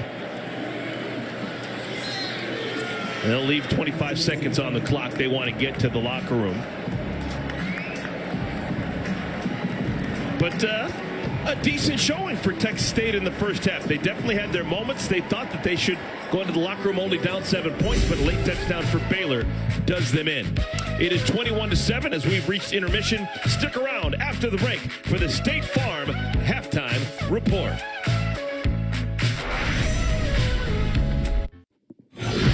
Blake Shapen doing his thing. The sophomore quarterback, tail end of that first half, calling his own number. Wonderful play fake, keeping it all the way, and giving Baylor that 14-point halftime stiff arm. 21-7 is our score. With Devin Gardner, I'm Eric Collins. Texas State did a lot of really fun things in that first half. Didn't finish off some drives, but Baylor, that last drive was a thing of beauty. Yeah, without question, the thing for Texas State, they just can't finish. They got in the red zone a few times, and they're 1 of 2, plus outside the red zone they didn't get in. And then on the Baylor side, they wanted to see balance. The offensive coordinator, Coach Grimes, said he wanted to see balance, and he's getting that. 125 through the air, 132 on the ground, but it starts on the ground. If you can look here, this is exactly why it's working. You got these linebackers, right?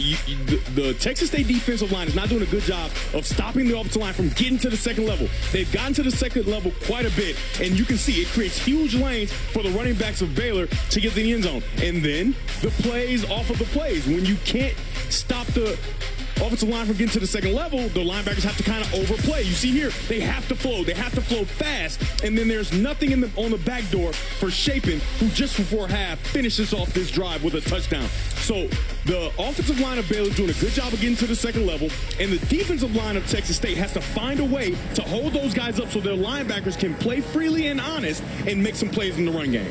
Baylor defensively has done a great job of shutting down Texas State and what they're trying to do on the ground. Texas State is holding their own through the air in large part because of Ashton Hawkins, who had 9 catches in our first half. Texas State will start with the ball as we begin our third quarter. Touchback ball through the back of the end zone, and the Bobcats have the ball on the 25-yard line. Let's talk about the different possessions that Texas State has had, Devin. They've moved the ball relatively consistently, but only had the one scoring drive. Yeah, I mean, that first drive was a quick 3 and out, but after that, they moved the ball. That second drive is where they were a fringe red zone area just outside the red zone and went for it on fourth down, had a miscommunication, couldn't finish that drive, and then you get the on downs again inside the red zone, and then you finally get a touchdown and break through. This game could be a lot closer, right? And we talked about in the open how Texas State thought a year ago they were so close, and you see a lot of those same themes here in this next meeting. Calvin Hill, 195 yards rushing a week ago in the win for Texas State. He's only got 30 yards here in 30 minutes this afternoon. Pitch and catch again. It's Hawkins, his 10th catch of the game. This guy's incredible. And on that play, there's nothing even fancy, but they've been so prepared for him in the first half when he was doing those short routes, leaking off the ball. Now he runs right through the defense, gets in the middle of that Baylor zone. He is over 100 yards so far in this ball game. 10 catches, 101 yards for Hawkins. Hatcher escapes pressure out of bounds at the 40-yard line. Like I said, nothing special. He's coming here, and he's going to get in the middle of that defense. Baylor a lot of times like to play zone defense and bracket each side. You can see that safety bracketing the opposite side, and he gets right into the vacancy. He has a knack for finding where the opening in the defense. In the first half, we saw him do it underneath. On this beginning of this half, he finds it down the field. 10 for 101 with a large chunk of game remaining. We should mention that Dylan Doyle is back in the middle of that defense for Baylor. Number 5, the 5th-year senior, had to miss the first half because of a targeting penalty a week ago against BYU. So Doyle is going to be playing with some ants in his pants. He doesn't have that 30 minutes that everyone else has under his belt. He's trying to make a difference early. Yeah, he's got fresh legs there too, right? You can get on the outside and chase down some of these screens. But it's really good for the Baylor defense to get him back. Let's see if he can be that in-the-middle guy that reacts to some of those short routes that we've seen from Hawkins. We should tip the cap to his backup, Tyrone Brown, who got the spot start. He did a good job of slowing down the running attack of Texas State. 3rd down and 1. Maybe it's Doyle time. Hill has the first down. Calvin Hill, the sophomore runner. Gain of 2, and it's a first down. And we've got a player down. It's a Baylor Bear. Matt Jones. It is one of the linebackers, Matt Jones, being looked at. So we have an official timeout. Back to Waco in a moment. FS1 College Football is sponsored by Edward Jones. Life is for living. Let's partner for all of it.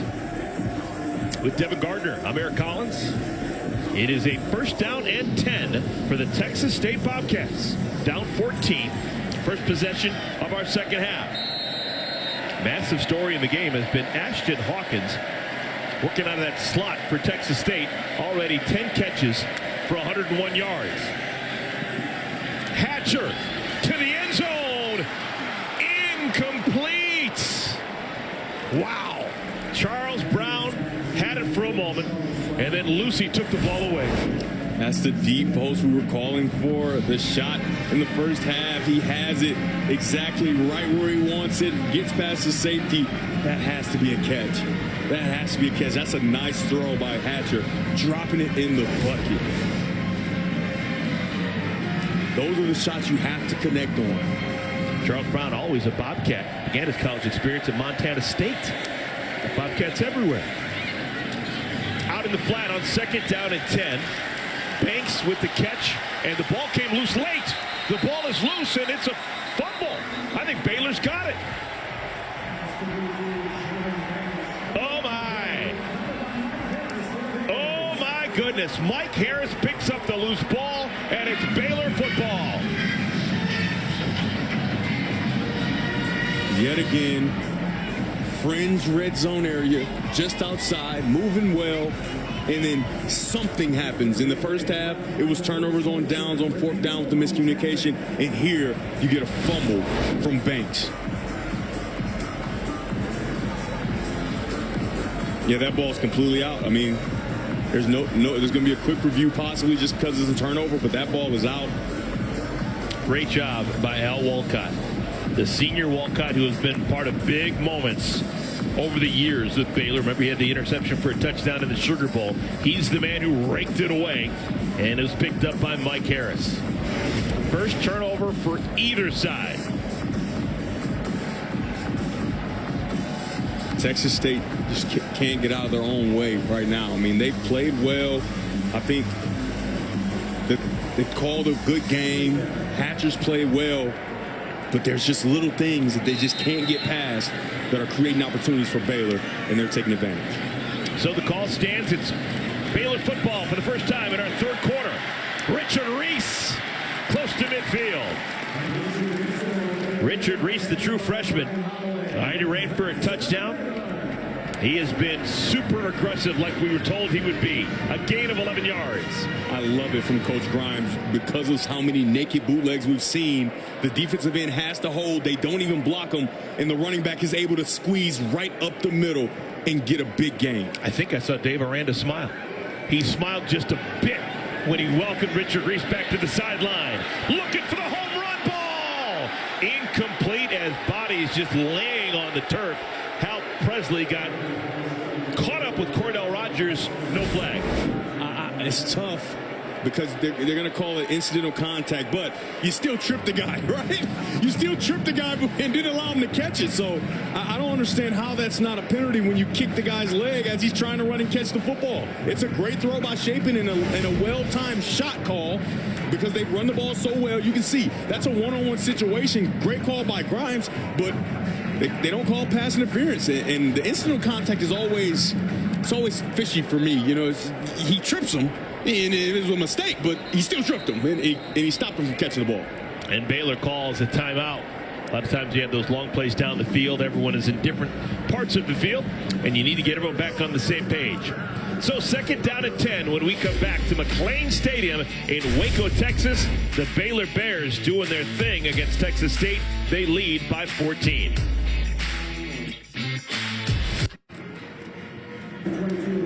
A week ago, Baylor was a top 10 team. They're ranked 9th in the country. They lost on the road against BYU. Currently sitting in the 17th spot. Trying to expand their lead. 21-7 is our count. 2nd down and 10. First possession of the second half for Baylor. Tight end in motion, Kelsey Johnson. He's had a nice afternoon. Reese, big hole. Wasn't touched until he was 5 yards downfield. Again, getting to the second level. This time it's going to be the tight end that's able to do it. Great job of covering up that linebacker. There is nobody there. Could have held him for a little longer, but that's a big gain. Like we talked about at halftime, Texas State has to find a way to hold on to these offensive linemen, tight ends, and not allow them to get directly to the second level on their linebackers, or there's going to continue to be huge gaps in a lot of space for Baylor's backs to run. Most Jeffrey has checked into the game. He is the right guard right now. We were told he was going to play. So it was Jeffrey and Gavin Byers on the right side of the line, creating the big hole for Richard Reese. Quarterback sneak.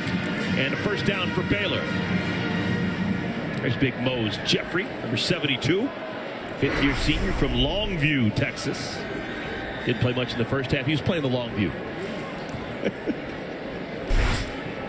Baylor offensive line, man. A lot of experience. You got 2 sixth-year seniors, a fifth-year senior, a sophomore. You can win games that way when you got experience and skill. Reese brought down at the 37-yard line.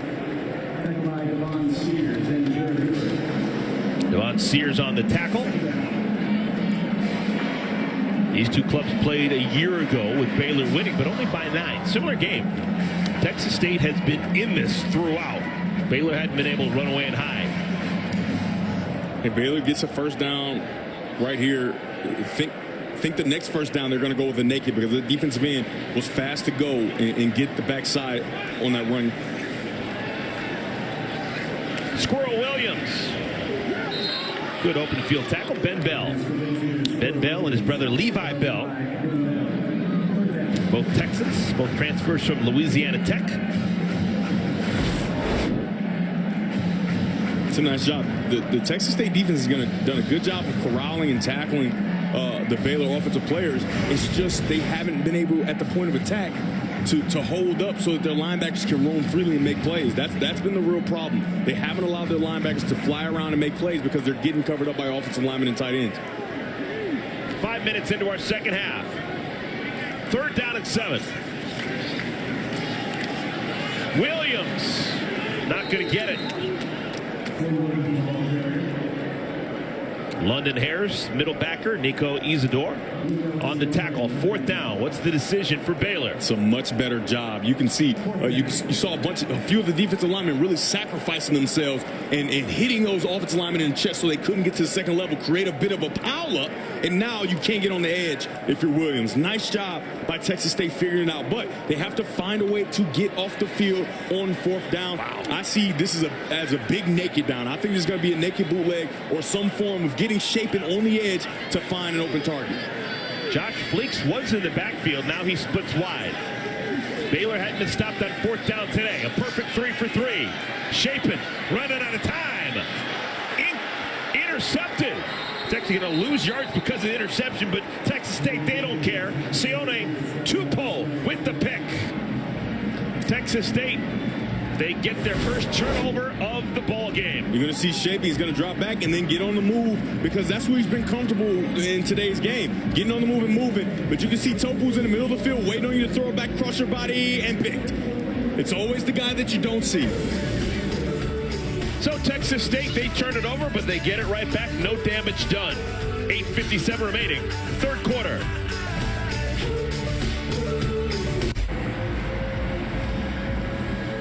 Texas State, they've got the ball back. The 7th-year senior, Sione Tupou, his first collegiate interception. 1 every 7 years, right? That's like a locust sighting. His first collegiate interception and Shapen's first career thrown interception. Texas State, they've got it back on the blitz. Pass had to come out quicker than Hatcher would have liked, looking for Hawkins. It's incomplete. 2nd down and 10. These two guys are conjoined at the hip, Shapen and Tupou. All right, for Baylor, thinking about Ashton Hawkins and what he has meant to Texas State. Do you throw an extra body his way, or do you just say, you know what, they've only got 7 points. He's having a historic afternoon, but we don't need to do anything different. Yeah, no, they had their defense is uniquely built where they do a lot of bracketing already, so they can just use their defense to bracket him rather than bracket the outside receivers. Calvin Hill comes out of the backfield, picks up a 1st down. The one thing that makes it a problem and it makes it hard to bracket him is because you call the defense, but you don't know where he's going to line up. Texas State's doing a very good job of moving him inside, outside, motioning him across, doing different things. So that makes it increasingly difficult to try to bracket him, but they have to try to find a way, because if they stop Hawkins, at least for right now, then Texas State doesn't have much of an offense, excluding Hill in the run game. Hill, patient, finally gets the hole he wants and crosses midfield. Tackle made by Al Walcott. We've talked a lot about him. It's a gain of 5 on 1st down. 2nd down and 5. Texas State doing a good job with that pin and pull concept where they pin 2 guys down and then pull the tackle and center or guard and tackle, just like you see there, around. Again, Hill just so patient. This time doesn't work as well. Jackie Marshall, redshirt freshman, number 35, makes the tackle. No gain. Yeah. Jackie Marshall did a very good job on that last play of following the pulling tackle. Right, he ran right behind him, and it led him right to the play. Now, for Texas State, if he's going to play that way and read his keys and follow the pulling tackles, you can go on the naked bootleg now, and you won't have anybody on the edge. All right, food for thought. 3rd down and 5. Weird position on the field for Texas State. You see what they just did there? They switched and got Hawkins in the inside so that they can't bracket him. Tipped at the line and incomplete. Was that the big man Ika? Siaki Ika is prancing around, making it sound like he was the one who knocked the football down. That is a big man right there in the middle of your screen, 72. First, he's dominating the center all the way back into the quarterback's lap, and then he has the presence of mind to get hands up and bat that ball down. A quarterback's nightmare. 6'4", 360. Are you kidding me? On 4th down, they're going to go for it. Texas State, they've not converted a 4th down all day long. Somebody else has to make a play outside of Hawkins. Again! Batted down by Ika. Back-to-back plays by the monster. Texas State, they turn it over on downs. When you got 360 bull rushing you, this guard does not have a chance. The center comes over and tries to help. Look at that. I mean, he is fighting for his life. 360 pounds is a lot of man. If you're the center, Russell Baker, it's like trying to stop a refrigerator rolling and you coming downhill. Good luck. Man, that's a big dude. Back-to-back batted ball. I mean, how often do you see, especially the same guy, back-to-back on never consecutive plays, batted ball, 1 on 4th down. Earned the scholarship on that possession alone. They fake to Reese. Shapen. I thought he was just trying to throw it out of bounds. Hey, but remember? It's incomplete. Remember I said that? I said the next 1st down, they're going to go naked because the defensive end's getting a little nosy. Very nice job of not getting as nosy and being in position to make the play by Brian Holloway. How about that? First career interception for Shapen in a career that began tail end of last season. A lot of meaningful Big 12 games without a pick for Shapen until that pick just a moment ago. 2nd down and 10. Neither side has scored here in our 2nd half. Reese runs into a wall. Nothing to see there. 3rd down and long. Levi Bell credited with the tackle along with London Harris. Right there on that play, it looks like Texas State, at least on that play, figured it out. They held everybody and allowed their linebacker to make the play. There is no movement on the offensive line of Baylor, which is something that we've seen all day. Sitting there waiting, boom, stones them right there at the line of scrimmage. 3rd down and 8. Pitch out Reese. He's got the 1st down and a lot more. Down to the 25. Richard Reese. What a day in his first collegiate start.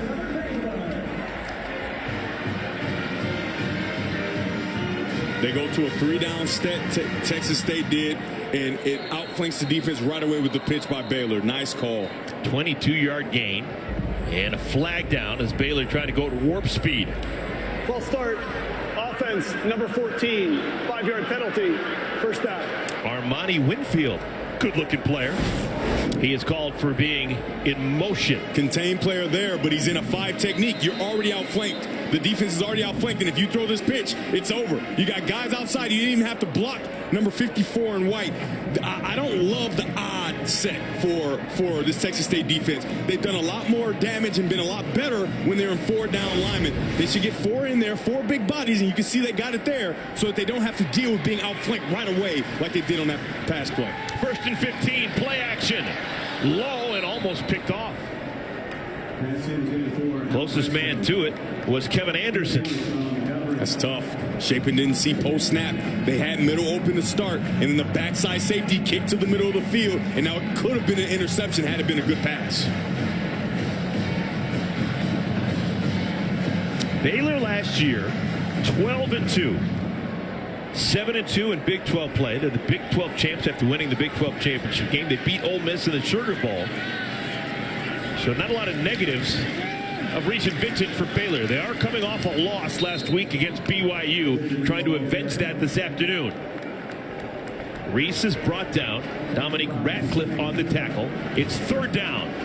I think verticals. Verticals is the answer here, because you can see this Texas State defense. They're lining up in middle open defense, and then they're kicking to one high. Lining up in middle open defense can kick into one guy in the middle of the field, which means the seams is the weakness. The seams is where you want to try to attack. Let's see if they don't go to a vertical type of pass concept to pick up this 1st down. If I'm the equipment manager for Baylor, I'm going to get Coach Aranda a hat. Josh Fleeks moves out of the backfield, top of your screen. 3rd down and 11. Caught! Inside the 5! Touchdown! Gavin Holmes, you're a genius! How about that for a 3rd down play?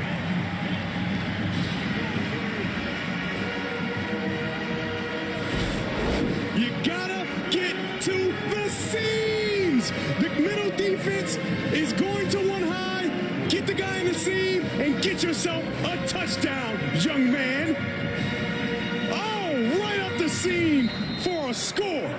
Holmes, welcome to the game. 28 yards on 3rd down, and Baylor, they've extended to a 21-point lead. Largest lead of the afternoon for the Baylor Bears, maybe starting to get comfortable. Look at that. Holmes, the receiving end of the touchdown pass from Blake Shapen.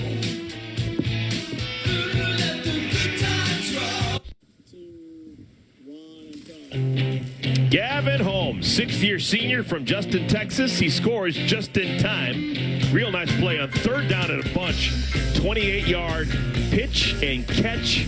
And now Baylor in control. And they are taking care of business. Every day. Taking care of business. All right, Texas State, they still got a pulse. Man, they are in this game. They just can't figure it out. They can't finish like we talked about at halftime. They'll start on the 21-yard line as Ashton is appended. Well, so far today, this is just in opponent territory for Texas State. Oh, goodness. 3 turnovers on downs. They've lost the football. 5 different, oh my goodness. That's some serious issues right now for Texas State. Yeah, if you just look at the score, you're looking like, man, Baylor's really dominating this game. They're playing well, but Texas State is right in it. They have opportunities out there, and they just aren't capitalizing, similar to the way Baylor played a week ago, and Coach Aranda said he wanted to see his team take more advantage of opportunities, and that's what they're doing. And there's our first sack of the ball game. TJ Franklin comes in and brings down Hatcher. That's the first sack for either team. Franklin, the senior, was banged up in the first half, but back out in the field and doing what he does. Yeah, you can see this Baylor defense now is going to have their ears pinned back. They got their pass rusher in the game, number 7, Bryson Jackson, because they know that Texas State is going to have to drop back and drive this ball out on the field. They're not going to be able to chop them down the way they've done all game. After a loss of 9, they get it out to Hatcher to Hawkins, and Hawkins with his 11th grab, he gets back what they lost on the sack. For those of you wondering, you got Hawkins with 11 catches. The NCAA, the FBS record is 23 catches in a game, so he's got some work to do. The Texas State school record is 12, so he's 1 away from tying that. We haven't seen Texas State take a shot in a very long time. You know, they love to do it. They just haven't been able to get to it. 3rd down, trying to set up the screen to Hill, and it would have been a thing of beauty. But the pass was a little bit early because of pressure, and it's going to be a 3-and-out. You know, Eric, I don't think that was a pressure. I don't think that was a screen. I think that was a drop back pass, and he has what he wants. Screaming down the middle of your field is going to be a wide open Texas State receiver, but he just can't get to it because of the pressure. Like I talked about at the beginning of this drive, Baylor has their ears pinned back. They know that they need to get the ball down the field in chunks, so it's going to take time, and the offensive line is not going to be able to hold up. Just the second punt of the day for Seamus O'Kelly.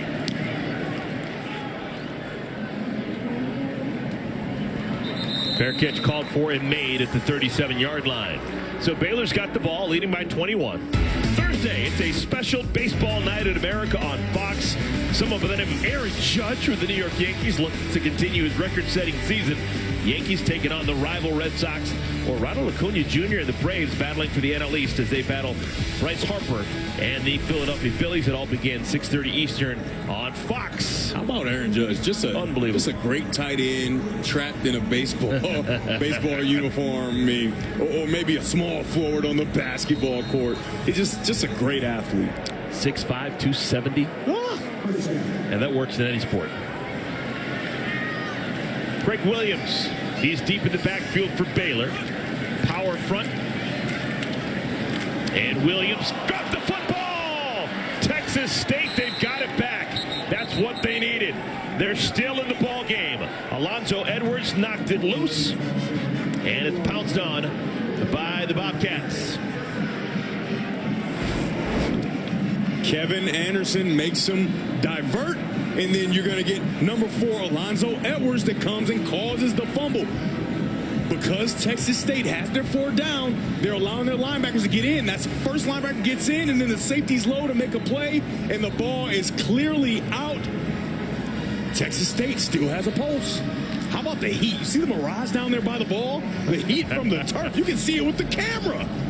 Man, it's hot out there. It's Peyton Tuggle, reserve safety, who comes on and picks up the loose ball. Get a lot of attaboys. So Texas State picks themselves up off the mat. After having no turnovers in our first half, we've got a combined 3 here in the second half. Calvin Hill, a short gain on first down. This is favorable field position for Texas State yet again. Can they find a way to get the ball down the field and into the end zone? We know they can move the ball. Can they find a way to get in the end zone? That's what they need. Short pitch and catch. Hill. Devin, is it hard when you're an offensive player and there's a sudden change, and next thing you know, you're sipping Gatorade and you're running out of the field because you got the ball back, and you don't go to commercial break? Is it hard to kind of get your focus on again? Without question. But the thing is, for Texas State, you usually want to take advantage of that on the Baylor side, where they just came out and they didn't think they'd be out so fast. But you can't, because they're pinning their ears back and they're rushing you so quickly. You don't have a bunch of time to drive the ball down the field, and so you can see these short passes that continue to take place, but that's not going to get you what you want. Jamil Jeter is in the game on 3rd down and 6. He's in the backfield. They give it to Jeter. And Jeter lowers the shoulder. 6 feet, 225 pounds. The transfer from Oklahoma State. And he's got no, they mark him short. I thought he powered over the line. I think Baylor got caught by surprise because it was such a subtle play on 3rd and 6. You don't think you're going to get just a regular old outside zone. Some trickery maybe would have come, and he kind of just moseys for a first down. That's a tough spot. That's a tough spot. That's questionable. They needed to get to the 35-yard line. They move it back to the 36, and it's 4th down. Jeter. There, he gets the first down without any doubt. It's a 1st down and 10 for Texas State. Big 78, Ian Hover into the game as an extra blocker at that fullback position. He actually didn't get a very good block, but he got in the way of the linebacker just enough so that Jeter can get on the edge and pick up the first down. Now they split Jeter wide, bottom of your screen. Baylor's done a good job bracketing Hawkins and not allowing him to get free. Hawkins, short gain on first down. You see how many Baylor Bears are there to attack because they're bracketing them, and they'll accept that. They'll give you 2 yards all day for Hawkins, but they're doing a good job of shutting him down. Like I talked about, somebody else on Texas State has to make a play. Is it going to be Banks? Is it going to be Ortega Jones? Somebody else has to make a play for Lane Hatcher. Ashton Hawkins has now tied the Texas State record for catches in a game with 12. He joins 3 other players historically. He's been exceptional today. I mean, that entire first half, they had nothing for him. Now he's kind of earned the respect of a bracket. He's earned the respect for them to pay a lot more attention to him. And Texas State is still trying to find ways to give him the ball and quick passes or bubble screens, but he's not doing nearly the damage he was able to do in that first half because now he's got the attention of Baylor. It's fun to move about in obscurity, but now that they know about you, can you still find a way to get open? I think it's on the other guys to help him. 3rd and 7. Lincoln Perry. Stoned. Bryson Jackson. What a play.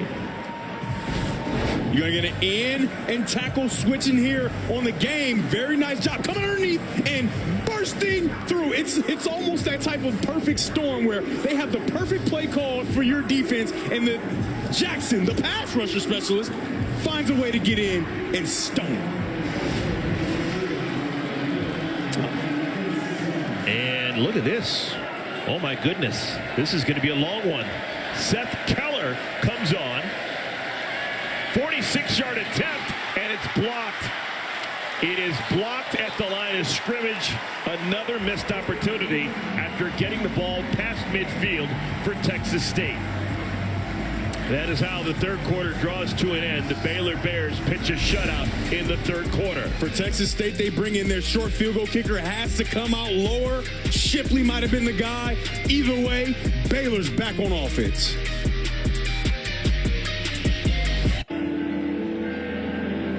FS1 College Football is sponsored by Edward Jones. Life is for living. Let's partner for all of it. 4 fingers in the air. It's winning time in Waco. McLean Stadium is our venue, 28-7. The 17th ranked Baylor Bears on top of Texas State. After the blocked field goal, Baylor's got it back. Shapen spits it out into space. This is Reese. And Reese continues with what has been a fantastic day for him. He is 1 yard away from 100 yards rushing and now doing work out of the backfield. It's a nice job by Shapen. They call a big shot. But like I've talked about early in the game, just because a shot is called, you don't have to take the shot down the field. He does a good job maneuvering up in the pocket and finding his outlet that had leaked out after taking the fake. Baylor has played this entire game without Ben Sims as their tight end. Kelly Johnson, Drake Dabney have done a good job. This formation right here is a 2 tight end formation. 9 different receivers have caught a ball today for Baylor. Reese over 100 yards with a chance for an exclamation point. Touchdown, Baylor!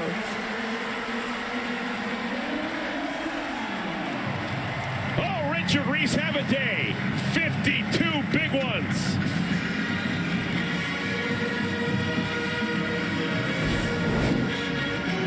Reach, reach, reach, reach, and allow Reese to find the lane.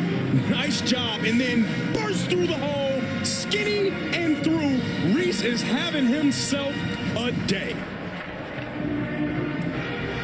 Coaching staff told us yesterday they thought that he was going to get the lion's share of the carries with no Tay McWilliams, and we're like, okay, true freshman, we'll see what happens. He has been up to the task. Clearly, that coaching staff noticed a gleam in the eye of Richard Reese throughout the course of practice this week because he has been the truth. This here's a jam for all the fellas. Try to do what those ladies tell us. Get shot down because you're overzealous. All smiles with the Baylor faithful. 14-19 remaining in our ball game, and they have a 28-point lead to the Bears. They may have found something in true freshman runner Richard Reese.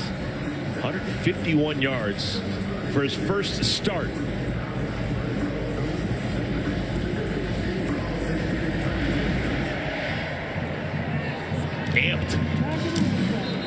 ball goes well through the back of the end zone. Our drive of the game, sponsored by Lincoln and the power of Sanctuary. How about the power of true freshman Richard Reese catching the ball out of the backfield there? He's had himself quite a day. He's got some nice catches, but the most of his damage has come on the ground.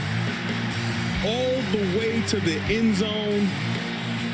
This young man had his coming out party today. I think they got themselves quite a special weapon in Richard Reese. So Texas State, they've got the football back. Remember, they were down just 14-7 with 1:59 remaining in the second quarter. They've been blitzed ever since. Hatcher held on to it for a long time, and his pass is incomplete.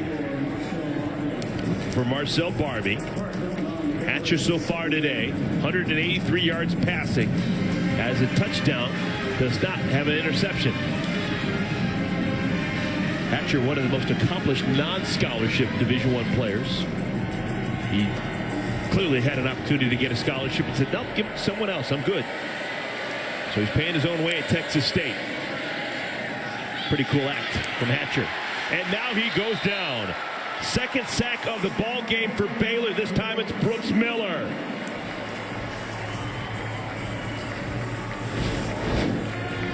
Brooks Miller's just going to come off this left edge and get to the quarterback. In football, you don't even call that a blitz though, right? Because they're only rushing forward. They call that a dog. And when I asked the Baylor coaching staff, hey, are you guys going to make a point to create pressures? They said, no, we're going to pressure, but we're still going to try to do it with 4. They do it with 4 there and get to the quarterback. Third and a bunch. Safe call. Jamil Jeter. It'll be a 3 and out. McCarty and Miller combined for the tackle. You just see that Baylor defense smell blood in the water, right? They can feel the end of this game. They can feel the dominance that they're starting to capture, and they're flying to the ball. Now you think Big 12, you think Sun Belt, and for the most part, Baylor has bigger, stronger kids and more, and they're just outlasting them here in the second half. Yeah, I mean, you try to play off of momentum. Sun Belt coming into Waco, you try to play, and last year they put those drives together, but they scored touchdowns, right? And so in this game, they just haven't had the ability to do that. In the first half, it looked like they were hanging in there, but it's been all Baylor since then. Baylor Bears, the football and the lead when we come back.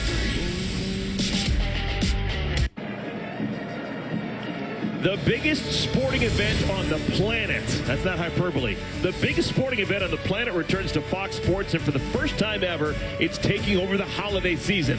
The FIFA World Cup starting November 20th on Fox and FS1. You've seen the commercials. Santa Claus has been devastated. He cannot believe that the FIFA would take over his time. That's his season. First play of this drive for Baylor, and the more continues. Look at this. An opportunity. Fleeks down to the 5. Baylor leads by 28, and they're knocking on the door again. Blake Shapen has still got the foot on the gas, a gain of 45 yards.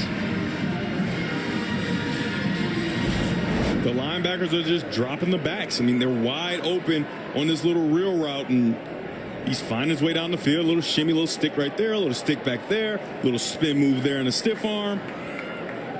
Nice run by Fleeks. A good job by Fleeks of just keeping his head in there, too. This is a guy who's played a lot of football at Baylor. He's been moved from wide receiver to the backfield and hasn't gotten off the bench very much this year. But now an opportunity, and he takes advantage, picking up 45 yards. You can tell that's a guy that hasn't had a bunch of opportunities and wants to get in the end zone. Like, he wasn't going down for nothing.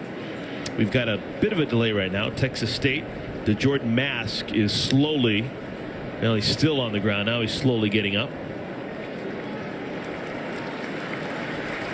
Mask, the junior safety.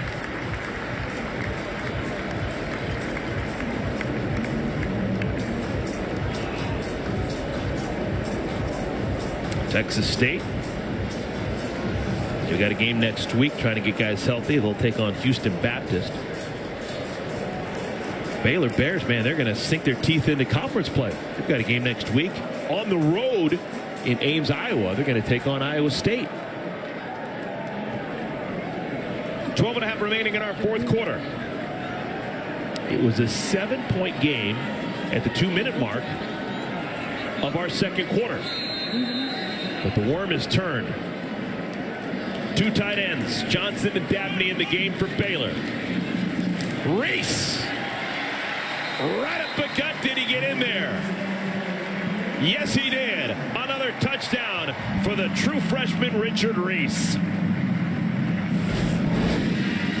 Going to bring a tight end across to kick out, and Reese is going to go and get right behind him and squeeze in the end zone. He has a knack for getting skinny, getting small in the hole. You hear talk about it with defensive linemen when they're getting double teamed. You want to get skinny. Well, running backs have that ability too, to get skinny through the hole and burst to the end zone. What a day. Making his first collegiate start, Richard Reese is having a day to remember. Going to have a hard time getting him out of that starting lineup now. And the reason he's getting so much opportunity is because there are a few guys banged up. And this is how it happens, in college football and even in pro football at the next level. You have to be prepared for an opportunity, right? Guys get banged up. Football is a violent sport. And if you're ready, you could vault yourself into a different stratosphere and be a contributor way sooner than you thought you would. Let's tell you a little bit more about Richard Reese and what he's done so far this afternoon. He's been special. Like, when you watch these runs, you can see him getting skinny, getting smaller than he actually is, and finding his way through holes, catching out the backfield. He's done it all today. And like I said before, Baylor might have found themselves a weapon. And here's the last one where he powers his way in the end zone. And he's looking around. Is it good? Good? Is it? Yeah, it's good. It's good, Reese. It's good. 19 carries, 156 yards, the 3 touchdowns. Oh, by the way, he's caught a 17-yard pass out of the backfield. Scholarship earned on a Saturday afternoon.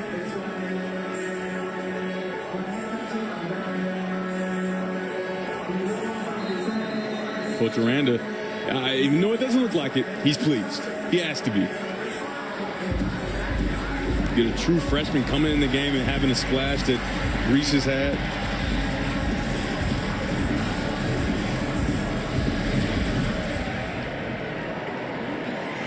Another kick through the back of the end zone.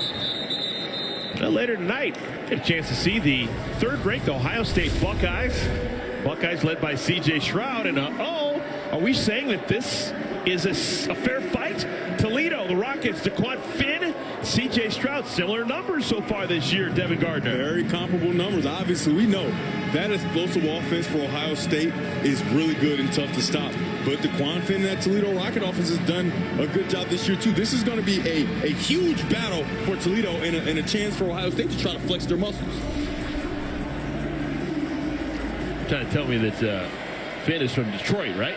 Oh, yeah, of course he is. Probably got an extra grind with this Ohio State Buckeye. Oh, without question. Added chip. Lincoln Perry, his biggest run of the day.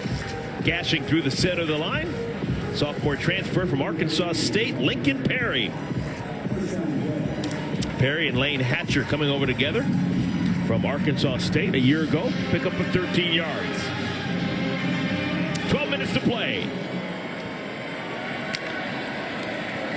Hawkins, his 13th catch. That is a new record for Texas State. No one in the history of Texas State football, or before that Southwest Texas State University, has ever caught more than Ashton Hawkins has this afternoon. 13 grabs for the sophomore. He's been masterful, and if you're just joining us, that first half he was unguardable. I mean, he was unstoppable. They've done a better job of corralling him now with using bracket coverage and creating doubles. And you can see Texas State still trying to get him open. But that first half, he was special. Mike Harris comes from behind and makes the tackle. 13 grabs, 113 yards. The previous record of 12, there was a three-headed tie for many decades. Johnny Parker, 1969. David Vella, 1982. And James Don't Call Me Jimmy Stewart in 1998. So 69, 82, and 98, all different generations of Texas State football. with 12 catches that had been the record until today. If you're wondering how good this Baylor defense has done on him in the second half, he had 100 yards in the first half. Now only got 113 as another pass broken up by the Baylor defense. Alfonso Allen coming off the bench and making a nice play. It's a nice job route reading, right? Because you get your eyes outside, your guy goes outside, they switch responsibilities, he in the corner, and then he's sitting right there waiting for the dig and makes a play on the ball. Clock stopped, 10:36 remaining. Gavin Holmes back deep to return this punt.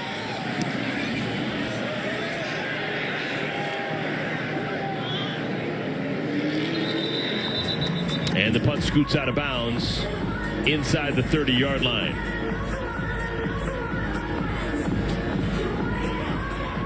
And the flag that was down on the field has been picked up. We've got a commercial break in Waco, Texas. Back in a moment.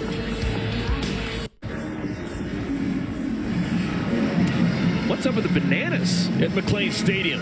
Not one, but two bananas in the student section. Baylor's trying to make like a banana and split. Get out of here. With the win. That was a Devin Gardner. That was not me. It sounded like you a little bit, huh? A little Eric Collins in you. We've got a new quarterback in the game for the Baylor Bears. It's Kyron Drones. With a 35-point lead, Baylor has gone deep into the bench. We saw that defensively with a lot of third-teamers and fourth-teamers on the field. And now you've got Blake Shapen out of the game and Kyron Drones at the helm. He's a highly touted four-star quarterback. Played a little basketball in high school, so you know he's got an athletic background. Went 16-0 as a junior and won the state championship.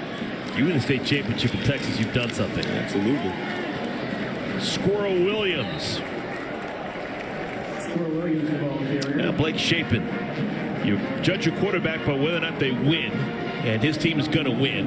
Pedestrian numbers, 185 yards passing, 42 yards rushing with a rushing touchdown, and the 2 yards passing. But he did enough to win most ball games he's going to play in. That rushing touchdown was so important, though, just because for the running game, it made the defense of Texas State now play extremely honest, especially when they started to get a beat on what Baylor was doing, and it really opened the door for Richard Reese to have the day that he had. Josh Cameron makes the catch. Devin Gardner, you spent some time in Ann Arbor backing up Denard Shoelace Robinson.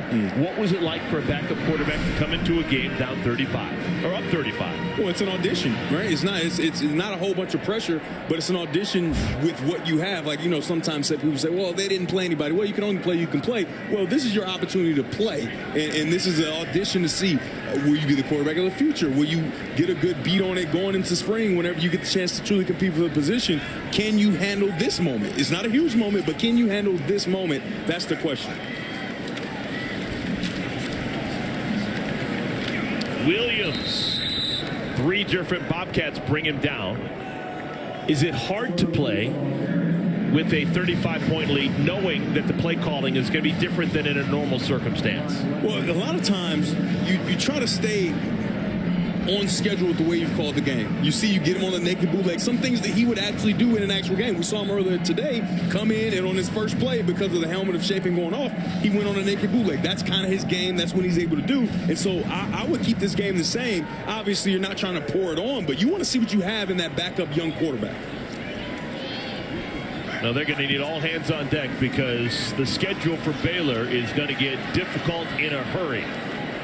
Al Presley on the end around. Baylor's going to have to go on the road against Iowa State. And that's going to begin a whole host of road conference games. You got Iowa State, you got West Virginia, Texas Tech, Oklahoma, and Texas to finish things out, all away from Waco. Wow. That is quite the road schedule. They're going to have to get some road warrior paint and masks because that's tough. Already had one true road game. Baylor did. That was non-conference, of course, a week ago out in Provo against Brigham Young, and they lost that game in overtime. 3rd down and 7, and Drones not going to get there. With a play call like that on 4th down, 3rd down, does that mean you're going to go for it on 4th down? Nope. punt unit's going to come on.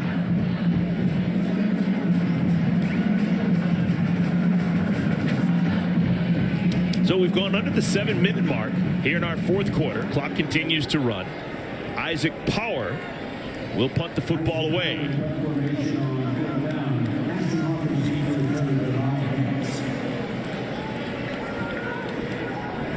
Coach Jeff Grimes, offensive coordinator for Baylor, he said he wanted to see his team grow up. He wanted to see his offense grow up, and I think today they really have. In the running game, the pass game, Shapen was back to form. They protected well. It was a good showing by this Baylor offense, and he wanted to see balance. He got great balance. 209 passing yards, 267 rushing yards.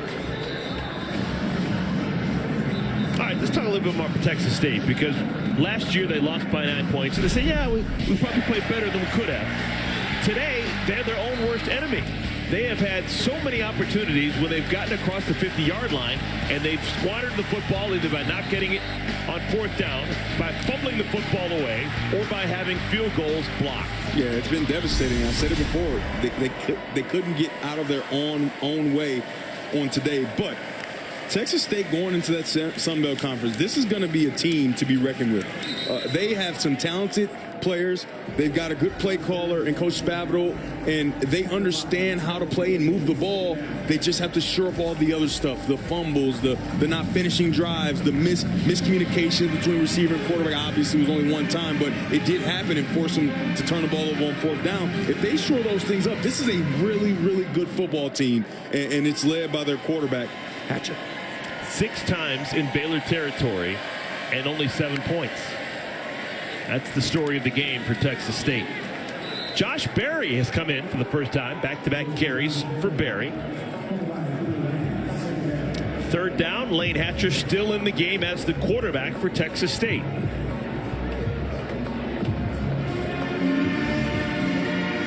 I'm most surprised that Coach Spavital wouldn't get C.J. Rogers in the game. They talked a little bit about him and how they like him, a freshman, a redshirt freshman in the second year in the program. They said they don't know exactly how much he has grasped with the offense, but they do trust him and want to see what he's capable of. I think this is the perfect spot to get him in and get him some opportunity. 3 straight carries for Berry. And he's going to be just a bit short of the marker. And a decision on fourth down. Game's out of hand, under 5 minutes to play. Do you leave the offense out there? Nope, doesn't look like it. Yeah, those are 2 backup quarterbacks, Ty Evans and C.J. Rogers, 12-4 in white, just sitting there chomping at the bit. I want an opportunity. Right, give me a chance to audition and show what I've got. Seamus O'Kelly, another punt for Texas State.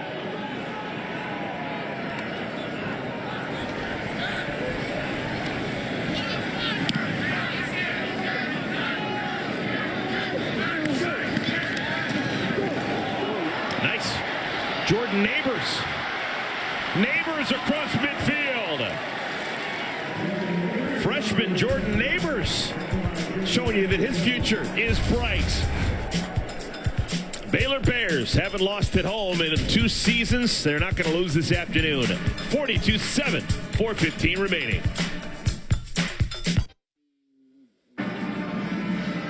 Baylor Bears scored just 20 points a week ago in a double overtime loss against BYU. They have doubled that and then some this afternoon against Texas State. Stick around after our game. More highlights, coverage, and reaction on the Coca-Cola College Football Extra.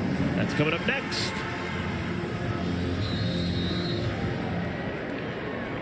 Baylor Bears finishing off the non-conference portion of their schedule. They're going to go 2-1 as they hand the ball off to number 2-1. Josh Fleeks barrels out across the 35. Pickup of 11. So after finishing non-conference 2-1, they're going to go into conference play where it has been just an absolute stark change for Baylor since the 2011 season, the beginning of the Art Briles era. 90-50 in Big 12 play as opposed to 50-123 prior to that since joining the Big 12.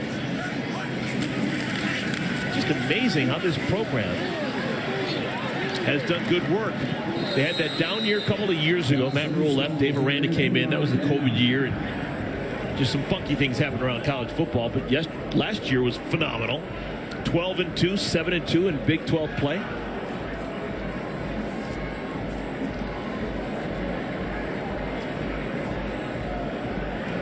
Holding offense number 6, 10-yard penalty enforced from the previous spot.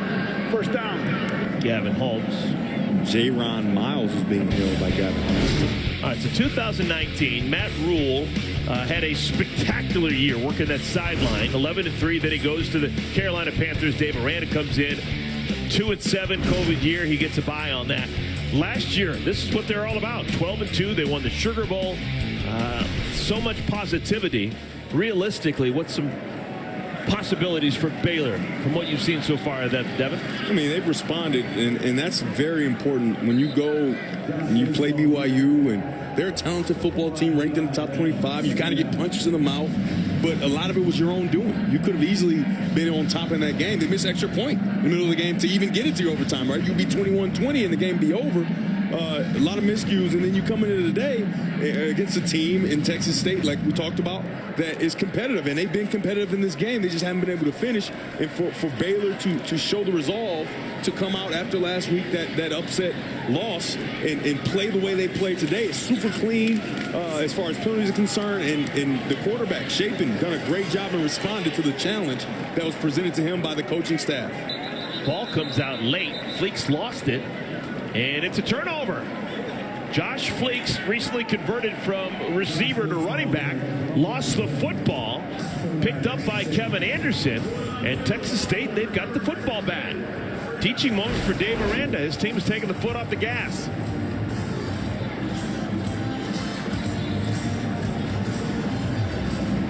It's a nice play. It's a nice play of not giving up.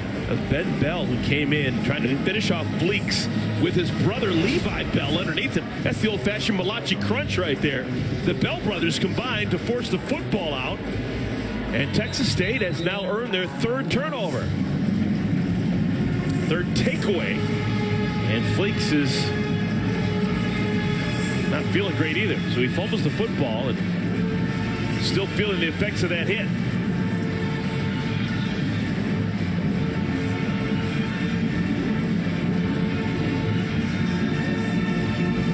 So another opportunity for Texas State to put some points on the board. They haven't scored since the first half. It's not for lack of trying. They've crossed midfield 6 times and only have scored once. A lot of Berry lately. Josh Berry, the first down, and then some. Late flag comes in. Oh, they may get him for targeting. No. This is going to be bad.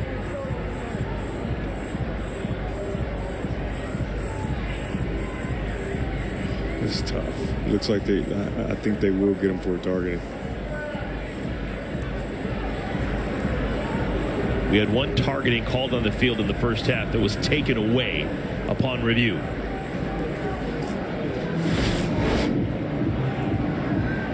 Starting to go down. He's going to come left side. Oh, that's targeting if there ever was. Mike Harris. One, I believe. I've been wrong before, but I think that's duck of the head, straight to the helmet. That's going to be tough to overturn. There is no foul on the play. Guess it wasn't that tough. Huh. Looks like he speared him with his helmet, but maybe not. I mean, Mike Ferreira, he's with us. Can you help us with what you saw?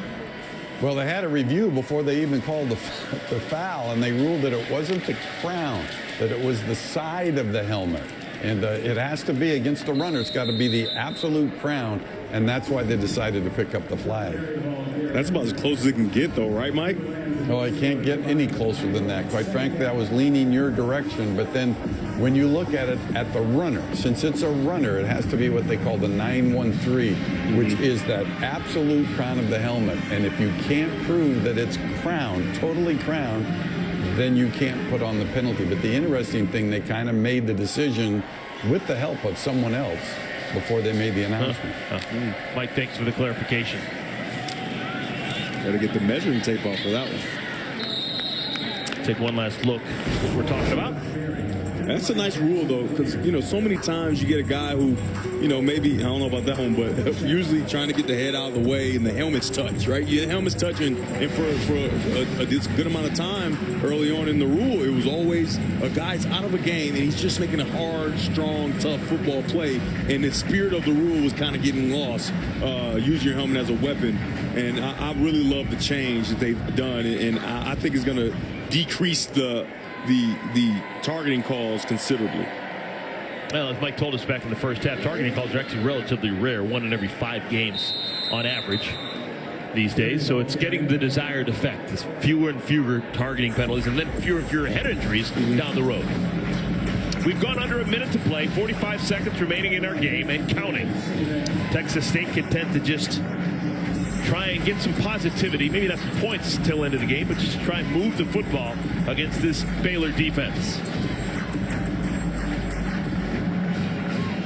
Texas State, their next game is going to be against Houston Baptist. That's next week. Baylor's next game is going to be on the road.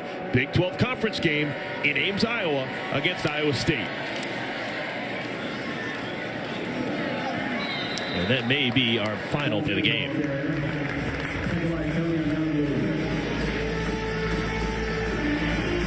Yep, Dave Aranda, his team, they have picked themselves up off the mat after losing a week ago against BYU.